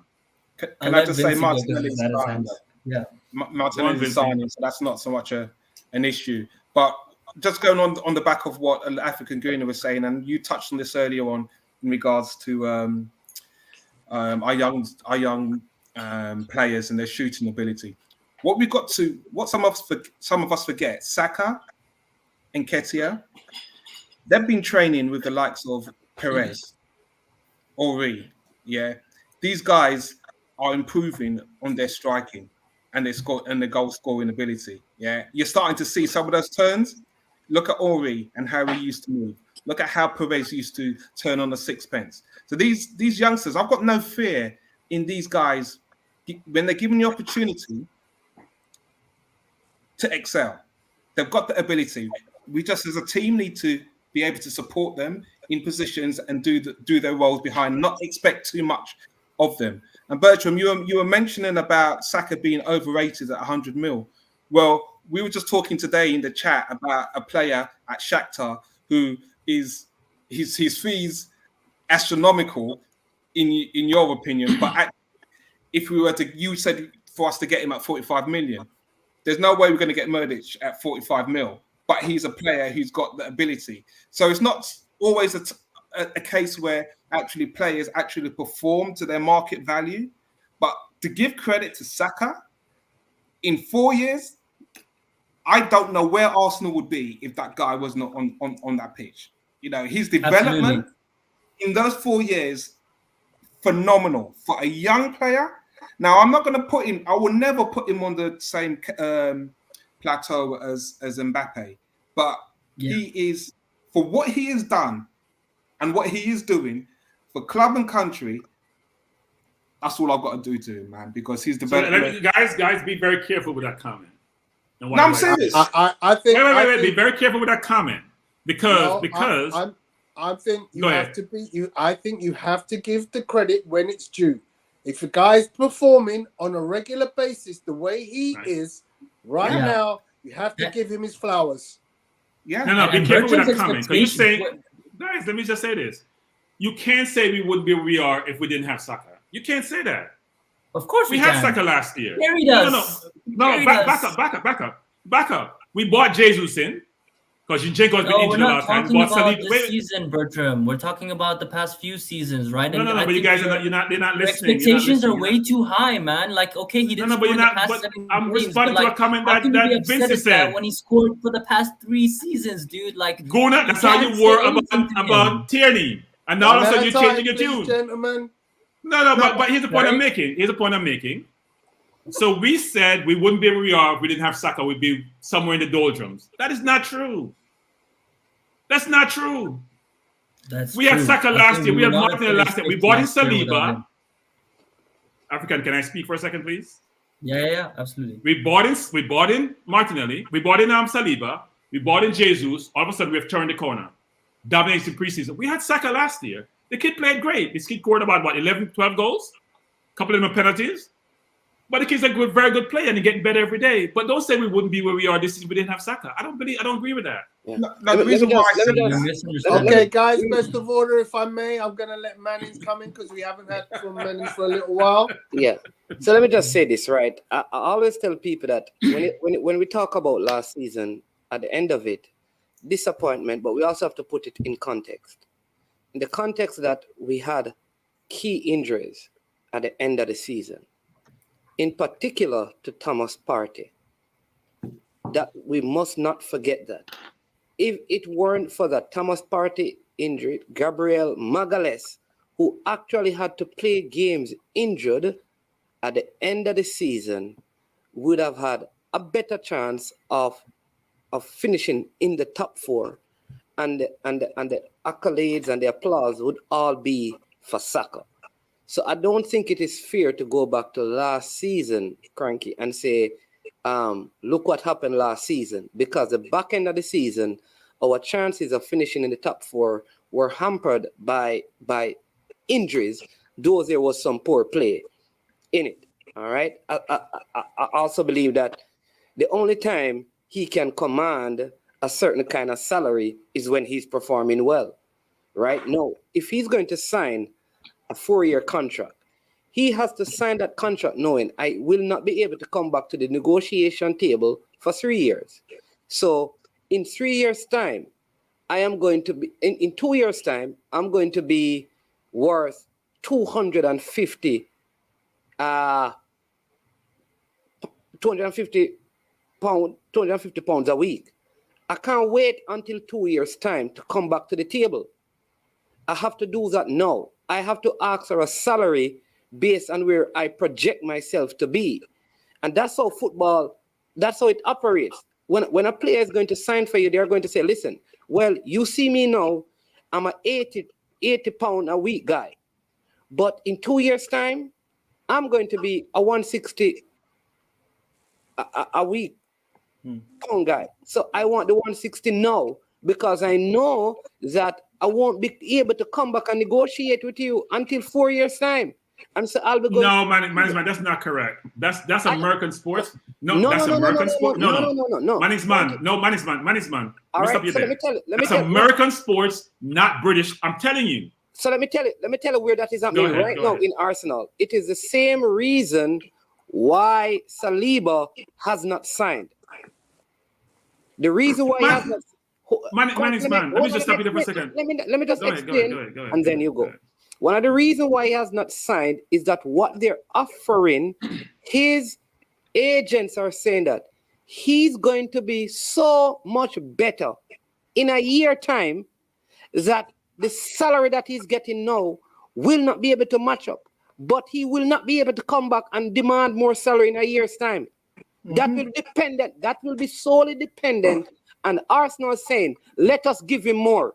Not Saliba saying, I want more and I want to come back to the table because he'd have just signed the contract. Okay, so let me. Can I jump in? Let me say what I think you're about to say. Okay. Because it sounds better when I say it. So what I'm going to say is you're wrong, man. It's because basically when you sign a contract, it doesn't mean I can't renegotiate within 3 years. So if I go from 40 grand a week, to 80 grand a week because I've turned into a professional and I'm now showing some form and I'm playing for England under 21s. What you could turn around and say is, okay, we'll sign a 4-year deal, with an option for 5 years extension, and we'll give you 160 grand. But if in 2 years' time you feel that you're now playing at Kylian Mbappe rates, and Kylian Mbappe is on 500 grand a week, and I think I should be paid 500 grand a week, I can still come to the table and say, new deal. So at the 2-year point in my 4-5-year deal, at the 2-year point, I can say, let's extend it another 2 years, but now you're going to pay me 500 grand. No, we're not talking about extension. This is where it's tricky because what you guys are saying is that I can come back and negotiate a new salary, offering the club an extended time. What Saliba's agents are saying, the person response is this: listen, we believe that what you're offering now this is okay. This is the right salary. Giving him 160 a week now, as an example, is okay. But next season, this guy is 320. We want 320 now. We're not waiting until the improvement. We know he's going to improve. So put that in it now. That is so let me say this, management. Contract in Europe means nothing. Okay. Let me say this again. Contracts in Europe means nothing. Zero. Okay. This is not America, where no American team need renegotiate contracts. Really, except in football, where some people hold out. You have to hold out in football. You don't see it happen in basketball. Then here's what happened in the UK. So I say I'm worth 200, and you say, no, you're not giving me 200. I have my agent start having discussions with Real Madrid, with City. They start prompting me. You start getting nervous. I'm going to advocate a move because I'm going to go make something somewhere else. That's how Europe works. The contract means nothing.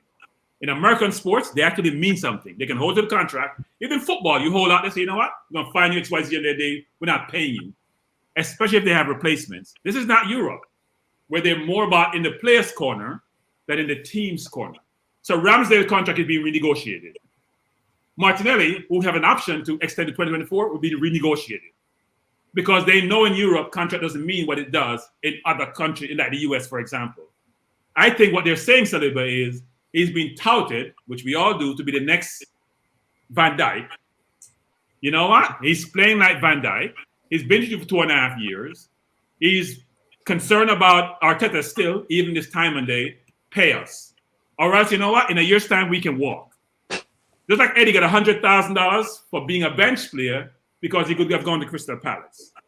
So I don't think it's the situation whereby you're saying the contract, I want to negotiate what my worth is. He's saying I'm worth that now. In today's market, that's what I'm worth. Just like how Shakhtar Donetsk won 85 million based on Anthony's money for that Man U paid for Anthony. I'm saying use Gakpo as your basis and maybe Anthony and somewhere in the middle versus me paying you, Liverpool pay 35, 45 million for Gakpo? Why use 85 million for Anthony as the benchmark about how I negotiate with you? So let's move on, boys. Let's move the conversation on so that we can try and get out of here before we get into like 6 hour sessions. This going very nicely. So you segued into this player very nicely for me, Bertram. Vincey, talk to me. Do we pull the trigger on this deal? Is money no object? Do we go out and absolutely, get this guy in? Talk to me. I don't think money's no object. I just think Arsenal need to decide how they want to build a squad to play Champions League football next season. Because, one case, you have the ability to get this player now. If you don't get him now and you're looking to get him in the summer, you're going to pay more money. So you're going to have to look and see how are you going to build your squad. I think he can make a difference to the team. I know fans are concerned about limited opportunities for other players, but this is the problem at playing at a club like Arsenal. We're in a position where we are turning the corner. So if you want to play Champions League football and give the team a good opportunity based on having young players and having a nucleus of a team that can gel and grow together, you need players of this ability to be available, and you need to be able to give them opportunities to play and not just think of it as a reduction in the game time of players like Smith Rowe or so forth. Players need to be able to grow with the team. And if you think about it, Smith Rowe's only had one season where he's played at the top level for Arsenal. So we've got to put these into perspective. He's still got time. Yeah. So I would go and get him. Maybe not 85, but definitely his ability on the ball, I'd have it. Bertram. Mannix is going. So Mannix, just before you go, thank you so much for coming on today. It's been a pleasure to have you Mannix, on. man. Thanks for joining. And give me your last comments before you leave. Yeah, listen, I think right now there's nothing else than to have a player who wants to be at your club. Right? I like that. He wants to be here. He follows the team. He talks about it. That's what you want. And I think he likes the project. And I think he's the ideal young player. This is a player that I think in 3 years he's going to be in his prime. You can sell him and make that money if you want, right? So I would go and get him. Because we don't have any replacements. Reece Nelson is out. Emile Smith Rowe continues to be struggling with injuries. So we're limited out on the flanks. We have to watch the games, hoping that Saka doesn't get injured, hoping that Martinelli doesn't get injured, or else we don't know what we're going to do. So I think we need to, the fact that we have made this early bid means that we are willing to go a little higher. I don't think we should go to the 85. I think, probably 50 is where we should max out on him and see if we can get someone else, because I also believe we need someone in England who is going to come in and fit right into our team in this window. He may take a little while to adjust to the league, and we don't have time for that. So when we have finally gotten him, we need to go back into the window, find someone in England in midfield who can give us a couple more goals that will fit in right now, playing regularly and all of that. So I think that's where we have to go. Minimum Madrid and one person who is already playing in England. Minimum for this window if we really want to push on and win the title. That last goal, if guys was watching that goal against Ajax, that was all I needed to see. That's it. Just that too, right? Just that too. So thank you, Mannings. Have a great weekend. And hopefully we will see you again very soon. It's been a pleasure. Yeah, man. A pleasure being here. Hope to touch base with you guys again. All Big right. ups. Big Yeah. ups. Cool. The African Guna. Did Bertram finish his thought? Oh, go ahead, Bertram. No, African can go. I'll go next. Okay. I mean, I'm just enjoying this highlight reel right now. Like it's kind of changing my opinion because I think definitely someone that we should be getting, but for the price. By the way, Bertram, I just read a post right now on Twitter looking for Grealish money, not even looking for Anthony money anymore. The sporting director came out saying he wants 100 mil, and that 60 mil is not enough. And I think they're just holding us to ransom. I think as much as I want him, I think he's a 1v1 demon. I think ESR, by the way, I think he's done out here. I don't think he comes back into this team. Unfortunately, it's kind of how the cycle goes, right? I mean, you get injured, better player comes, the team is doing well. It's going to be very hard for him. I don't see him getting back into this team at all, unless it's Europa, and I think it's going to be super hard for him to get back into this first team. But anyways, for me, I walk away from this because I don't see anybody else putting up the money. Call their bluff. Probably going to drag on till the last few days of January, right? We already know this. And see if we can get him for 60. I wouldn't go more than 60, 65 mil.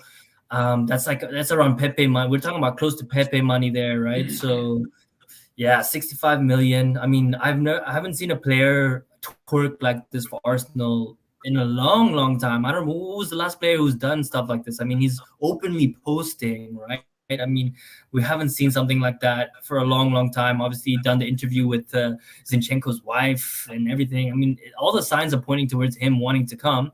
And I think he would be really unhappy if Shakhtar Donetsk blocked the move because of money, right? I mean, they would have an unhappy player. So there seems to be, there will be a compromise somewhere. I just hope Arsenal don't overpay because, yeah, I mean, it is a little bit of a risk. He definitely doesn't start for me over Martinelli or Saka, but he'll be a rotation player. He'll definitely start in the Europa League. I actually think I rate him higher than Fabio Vieira, to be honest. So I think him and Vieira will be competing for game time. But yeah, I mean, if we can get it done for 55, 60 million, I'd get it done. I mean, the thing that I have to say, based on, look, he doesn't have to replace those guys. You have to have those backups. Yeah, of course. I mean, for him, you can't he wants expect to play Saka right? and Martinelli for 90 minutes of every game. You just can't. Agree. But he's gonna want game time, like guaranteed game time. I'm wondering, like, you know what I mean? I hope so. Guaranteed. I hope so. So we don't have money to have £100 million backup. We just don't. Yeah, we're not exactly. like that. We don't have those resources, and we also have other needs, right? Agreed. The kids but everybody looks exceptional on YouTube. I remember seeing Pepe on YouTube, True.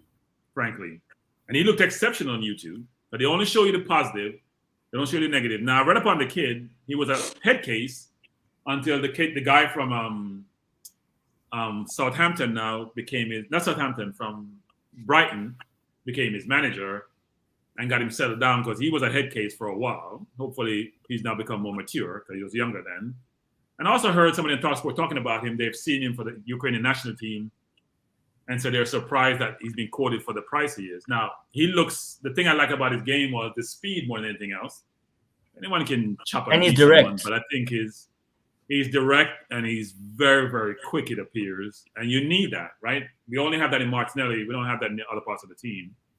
So that'd be good. And he won't start in Europa, by the way, because Europa, we're now in the last 16. We're playing our first team because we're trying to win the competition. So he's not guaranteed to be a starter. In that. Where do you think he plays, Bertram? He's going to play out on one of the wing as a substitute for Saka. No, but I mean, you're saying Premier League then. He'll comes on as a sub in the 70th minute. He's going to be a sub for all the leagues. He's not going to be the starter for any of them. Because in the Europa League, we're now in the last 16. We don't have to play in the last 32, right? So you got to play your best team, frankly. And then for the league, we're trying to win the league. So we're not going to be not playing all of them. Yeah, now, I don't unless they think somebody's fatigued. And frankly, when you saw Vieira on YouTube, he looked very good, by the way. And Vieira scores those exceptional goals too. If you look at Vieira on YouTube when he played for Portugal under-21 or played in the Portuguese league, he also looked exceptional. So we have to, and when you're playing against inferior players also, I'd like to see players. Now, he played well in the Champions League, He scored against Celtics. He scored against Ajax. So we know he has some ability. But for a 85 million pound playing in a Bush league, it's hard. Yeah. It's Bush league stuff, man. But it's Bush league. It's worse than Eredivisie. It's worse than all the other leagues. Think about it, Vincey. This is not even the Eredivisie, which is the league in Holland. I mean, we're talking about. Is it really a league? I mean, he played the Champions League and he played well, right? We can't say he doesn't play the Champions League, but 85 million for an unproven player. I'm sorry, I'm not paying 85 million. Who's that Brazilian midfielder that plays for Manchester City? Brazilian midfielder for Manchester City. Brazilian guy. Rodri. Brazilian guy. No, it's not Rodri. It was Fernandinho who's now gone. Fernandinho came from Shakhtar. He didn't cost 85 mil. I know. The point I'm trying to say is that they have. In fact, before Grealish, the highest Man City paid for a player was over 60 mil. I think it was probably Diaz or somebody. They never paid over 60, 70 mil for any player apart from Grealish. And obviously, there's a 30%, 40% increase on English player because you need to have 8 of them in your team. So they paid for Grealish because they only want good players in their team. You know, I'm not. Look, the kid may be exceptional talent, Vincey, but he's not at this point. He's not 85 million pounds. We don't have that money. We lost what, 30 million pounds last year? We don't have the money to buy for that amount of money. It's a demand issue, right? They know he's in demand, so they feel like they can ask whatever price they want. I know, I'm not saying it's right or the assessment is right at all. I mean, thinking about the logic of the sporting director, it kind of reminds me of the Lyon one, who's just asking ridiculous prices, and it's just like, yeah, it's gonna be interesting. I think, but it is. You gotta remember, Shakhtar is a factory because not only have they produced Fernandinho, but they had Douglas Costa, they had Willian, they had Alex Teixeira, they had Henrik Mkhitaryan, Jadson. You know, they've just been a factory for players in the years, you know, who've gone on to become really good players. So, but none of those are European players, Tony. None of them are European. They're all overseas. And none of them were 100 million. A lot of Brazilians. The point is they obviously take good talent and they know how to develop it. And that's the point. That's the thing. It's you know, if you've got a manager who's flexible, you know, as in England, we complain about Gareth Southgate, but at Arsenal, we're happy with Arteta because he's got the brain, he can see ability and get players to work within the system. Now, you're looking to see where areas where Arsenal struggle, you look at this guy's ability. If Arteta can get him playing, we've got dimensions who can cause teams problems. Without that, then, you know, we go back to the same thing where we sitting behind the ball. Another player that Tony just put up there, João Felix. I've looked at this guy for years. Yeah, this guy's got exceptional ability. Again, he needs a manager who's going to allow him to play within a system and go to the next level. You know, you remind me of. You know, who reminds me of this guy. It reminds me of Pulisic. Agree. So much talent, but not gonna be like. I don't think he's gonna match. They paid 120 for him. He's not a 100 million pound player. Good player, good skill, good movement off the ball. He's not a 100 million pound player. You put him on the same level as Pulisic at Chelsea. Yes. No, he's better than Pulisic. He's better. I don't know. He's better than a similar player. Pulisic looked brilliant for the US. He just looked good for Chelsea. Look at Pulisic in the World Cup, how well he played. He was when you're the main man, it's a different story. Play better for the US. I think he gets more freedom and he's loved more and he's more of like the main player. Like he has more responsibility. They give him the ball. Most goals in a season so far has been 8. He's been there since 2019. He scored 8 goals the most. Now I agree that Atletico Madrid plays like how Sam Allardyce plays football. Defensive. It's very hard to score for that team because they're very low block oriented. But and also Bertrand, he plays a defensive midfield. Like he's playing a defensive role. He's not playing an attacking role in his team as well, which takes away his biggest strengths. But I think it's a big risk, and I don't understand why they want to loan him and not just get rid of him. I mean, what's the point? You're going to loan him and then bring him back? I mean, I don't get that. No, African. They are trying to get their money back. So no one's going to pay £100 million for him now. They figure they loan him, he may show his worth. So it increases value what people pay for it. So can I ask a question then? Do you feel then that do you think that Arsenal do not need a player of the ability of Pepe in the team now if you're going to turn away from the guy? Pepe's dead food, man. Let's not use him as a reference. I think it's you know how much I love Pepe. I'm talking about his footballing ability, because we've just seen a YouTube video of a guy who goes forward. Yeah. Now we know does Arteta want a guy to go forward on his own on the ball, because we've seen a lot of going forward. We saw Pepe going forward. So I asked the question: is it a case where we don't need a player of that ability that just goes forward on his own? Because Murdoch kind of does that.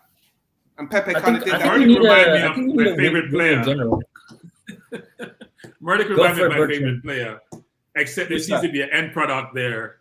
No, watch how he plays. He picks it up and he runs by people. Yeah. With the end product, with some kind of end product. The problem you have is this: with 85 million from proven player in the Premier League, it's a different league. Premier League is a different league. And you're playing with people of equal yoke.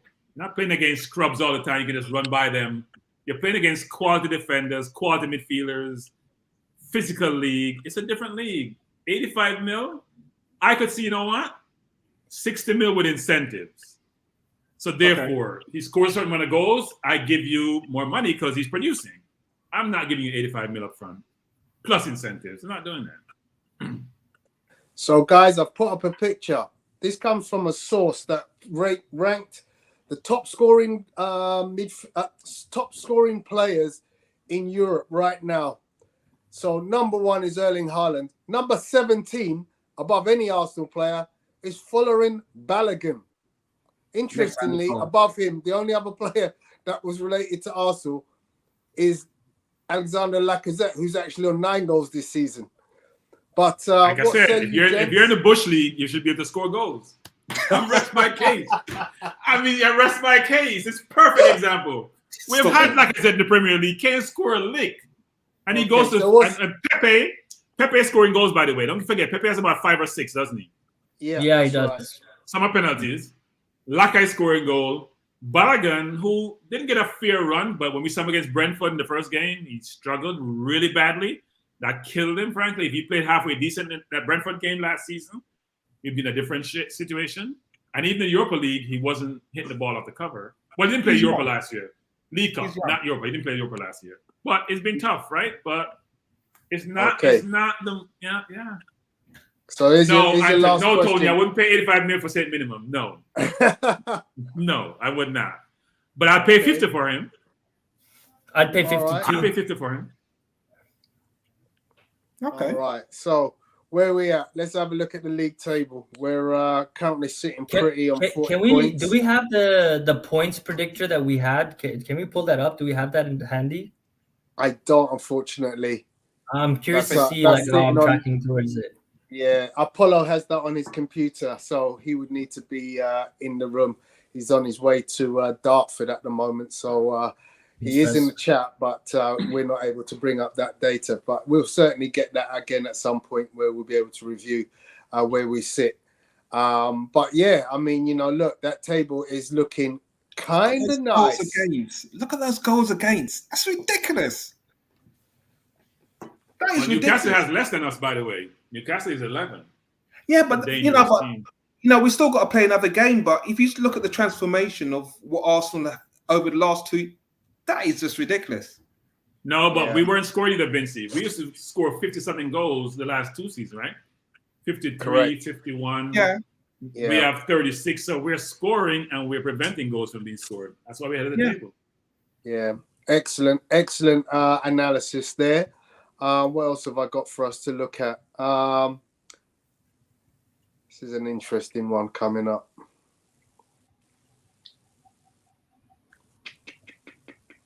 When it comes up, finally.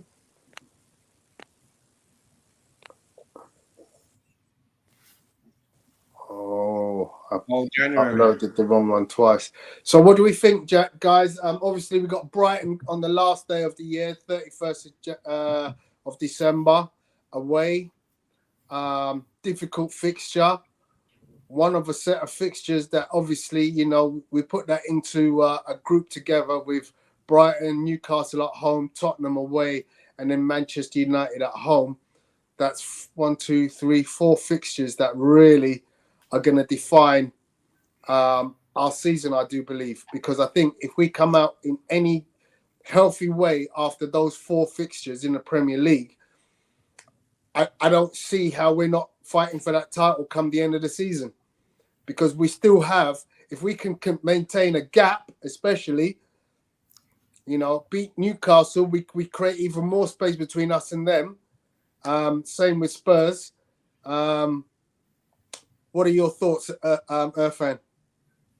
For me, I think Newcastle gets humbled because they played some big dogs. They're a good team. Let's be real. They're a good team, but I just think we're stronger. I think we're going to show that. We're playing at home. I think the team is going to be right. The fans are going to be right behind the team. I just it might be a tough game, but I see us getting through that. Maybe 2-1, maybe 3-1, whatever it is. I see us getting through that. The Spurs game, I think, is important.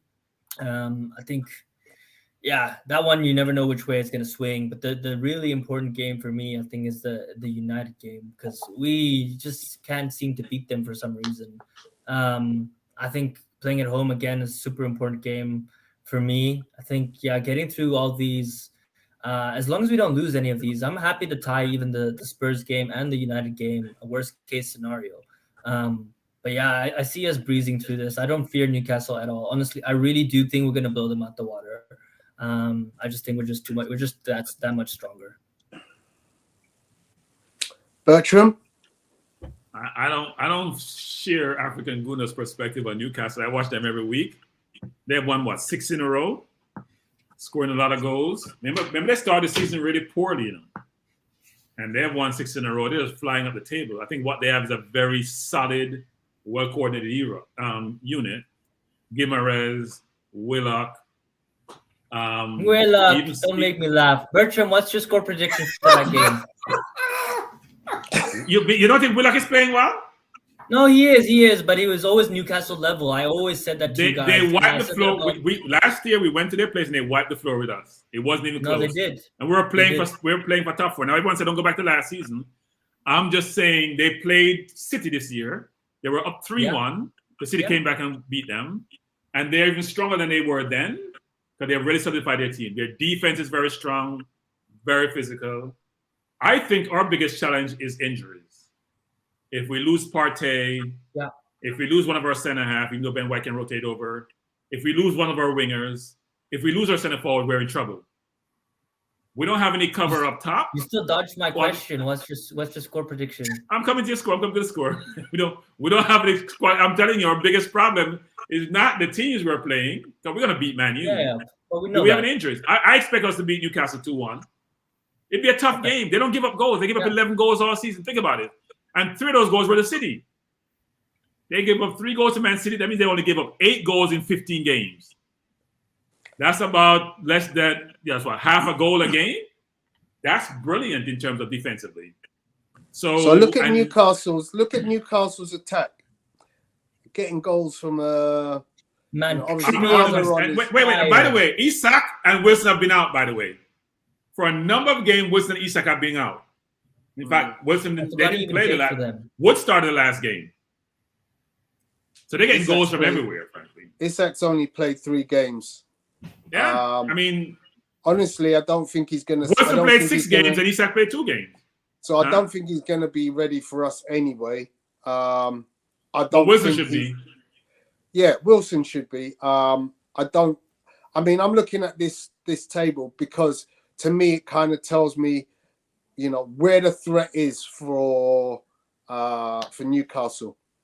You know, you keep Almiron quiet. You know what Almiron is. He's an all-around the pitch kind of player.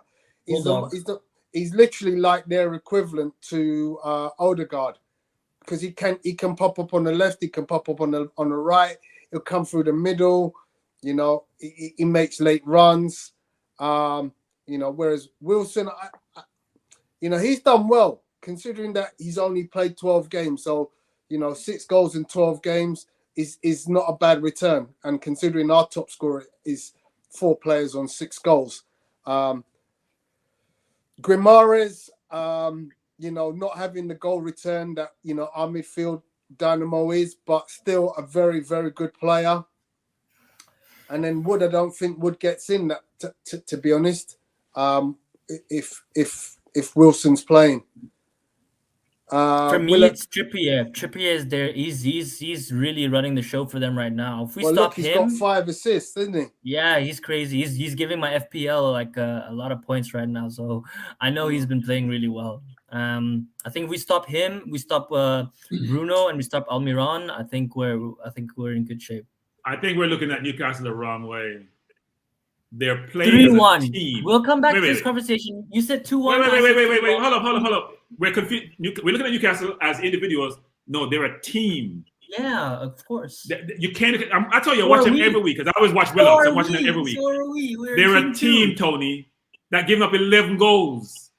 And we're giving up 12 all the top goals. teams. What the game against Tottenham? How was the game against Tottenham? What they did with Tottenham at Tottenham's place? What they did with Man City?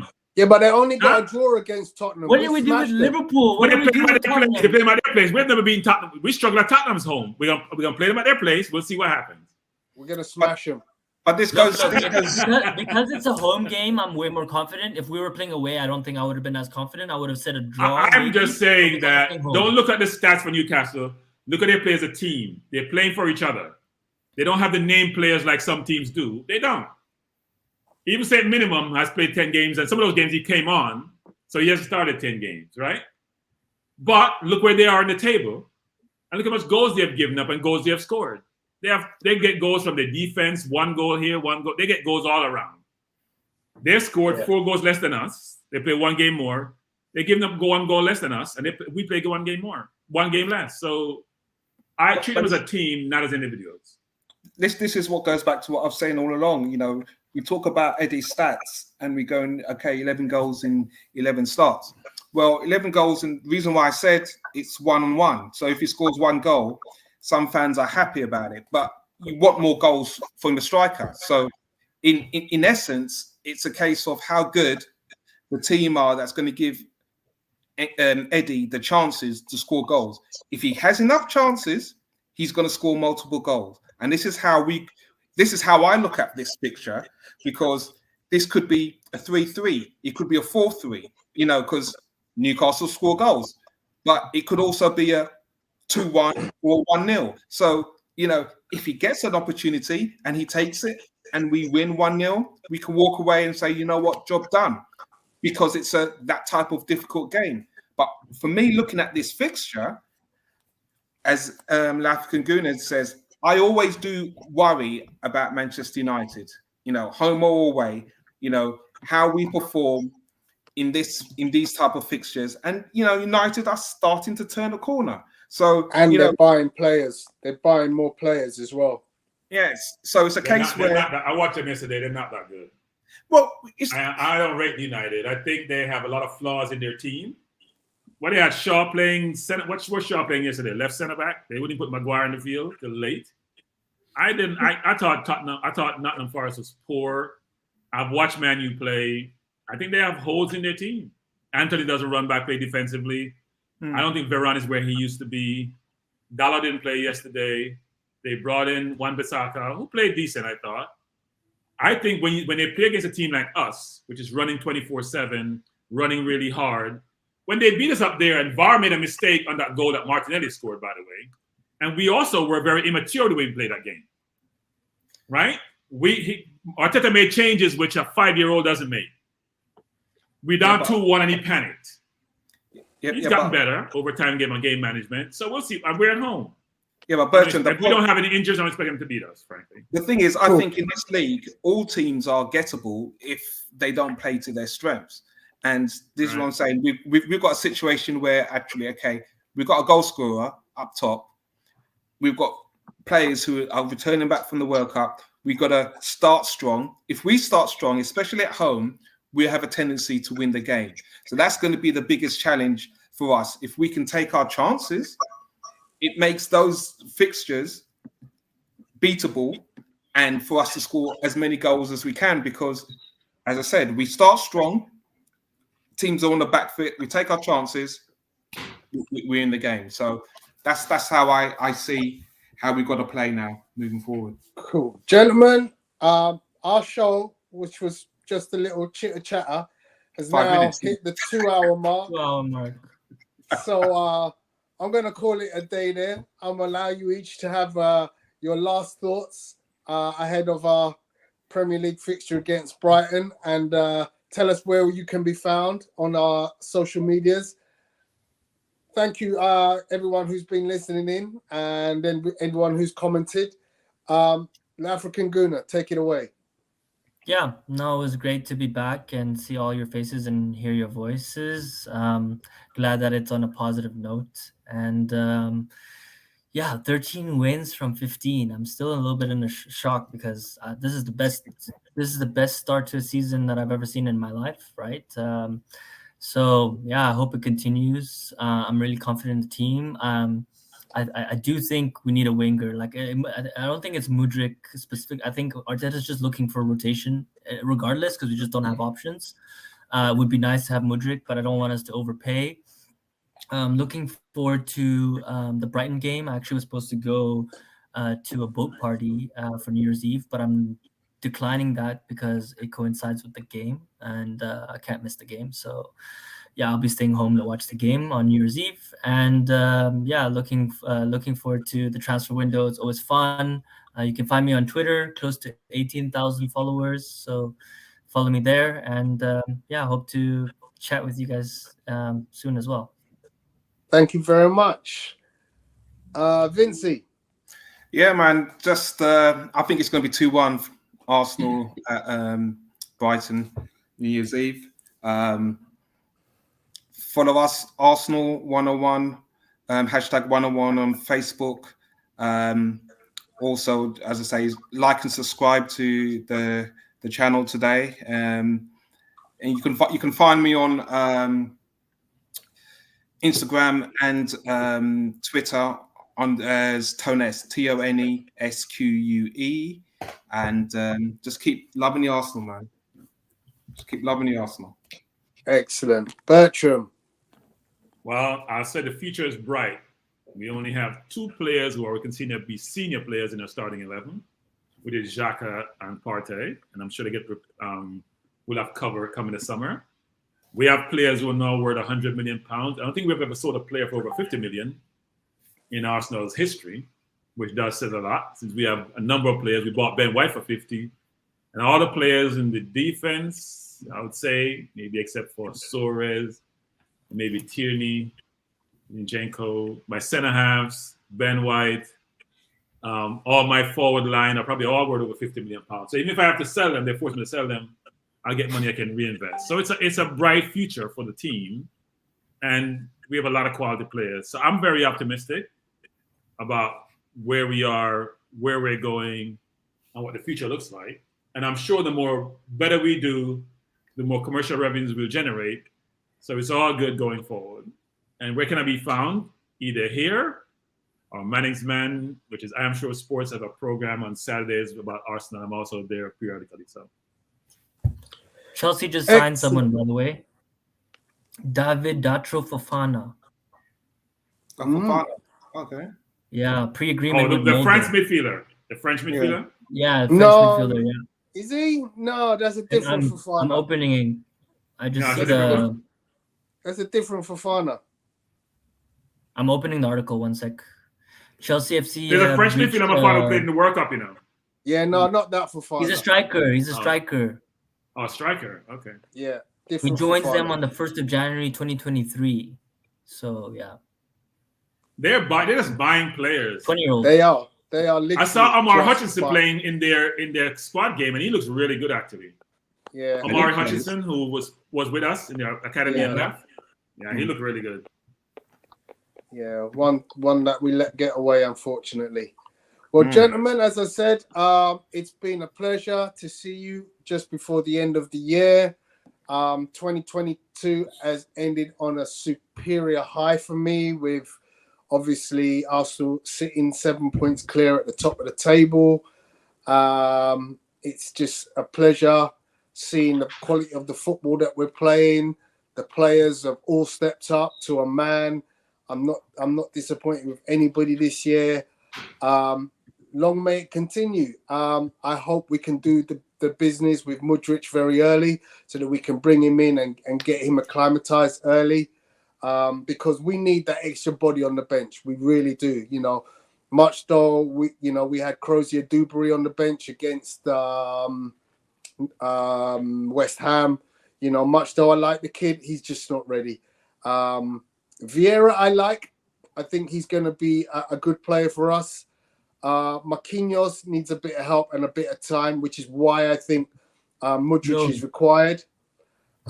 Reece Nelson, you know, I can't wait to see him back again.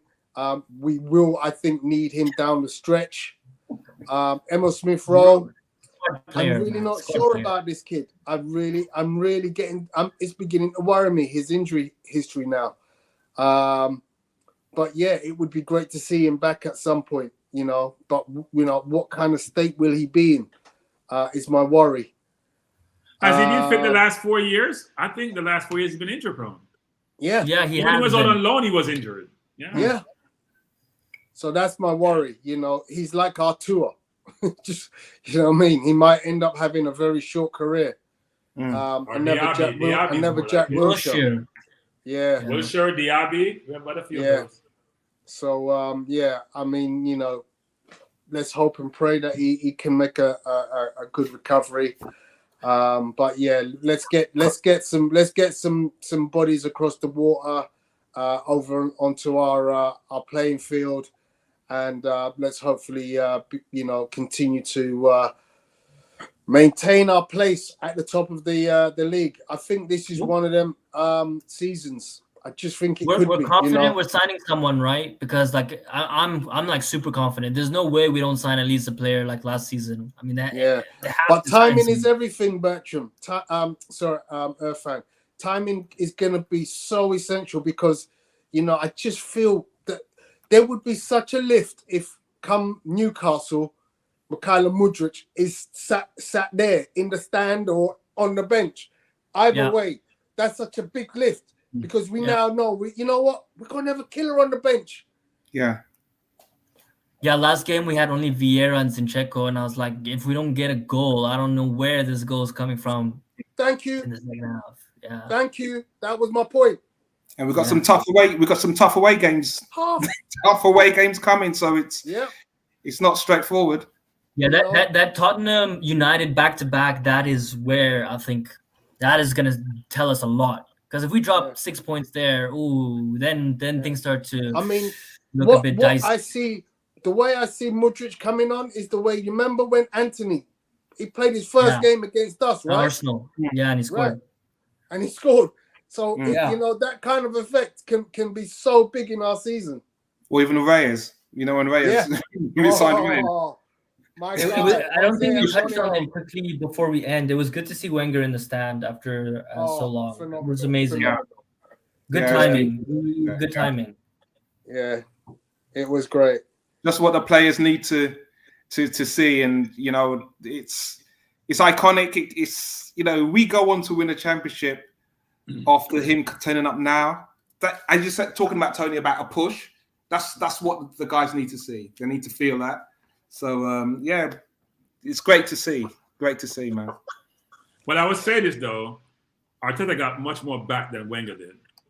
Yeah, of course. Much more back. Arteta just really tore up the whole team, threw them away for nothing, didn't get any return on them, and able to go out and source players. Now, the academy has helped, but he's been backed. Wenger wasn't backed at all. Partly was him, because he didn't spend a lot of money, but I think he could have been backed. He could have tore up the team many times if he wanted to. He just was too stubborn. He didn't want to. He didn't want to change his ways, and he suffered, and we suffered.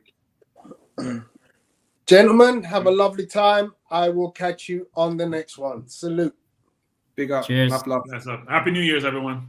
Happy New Year. Bye-bye.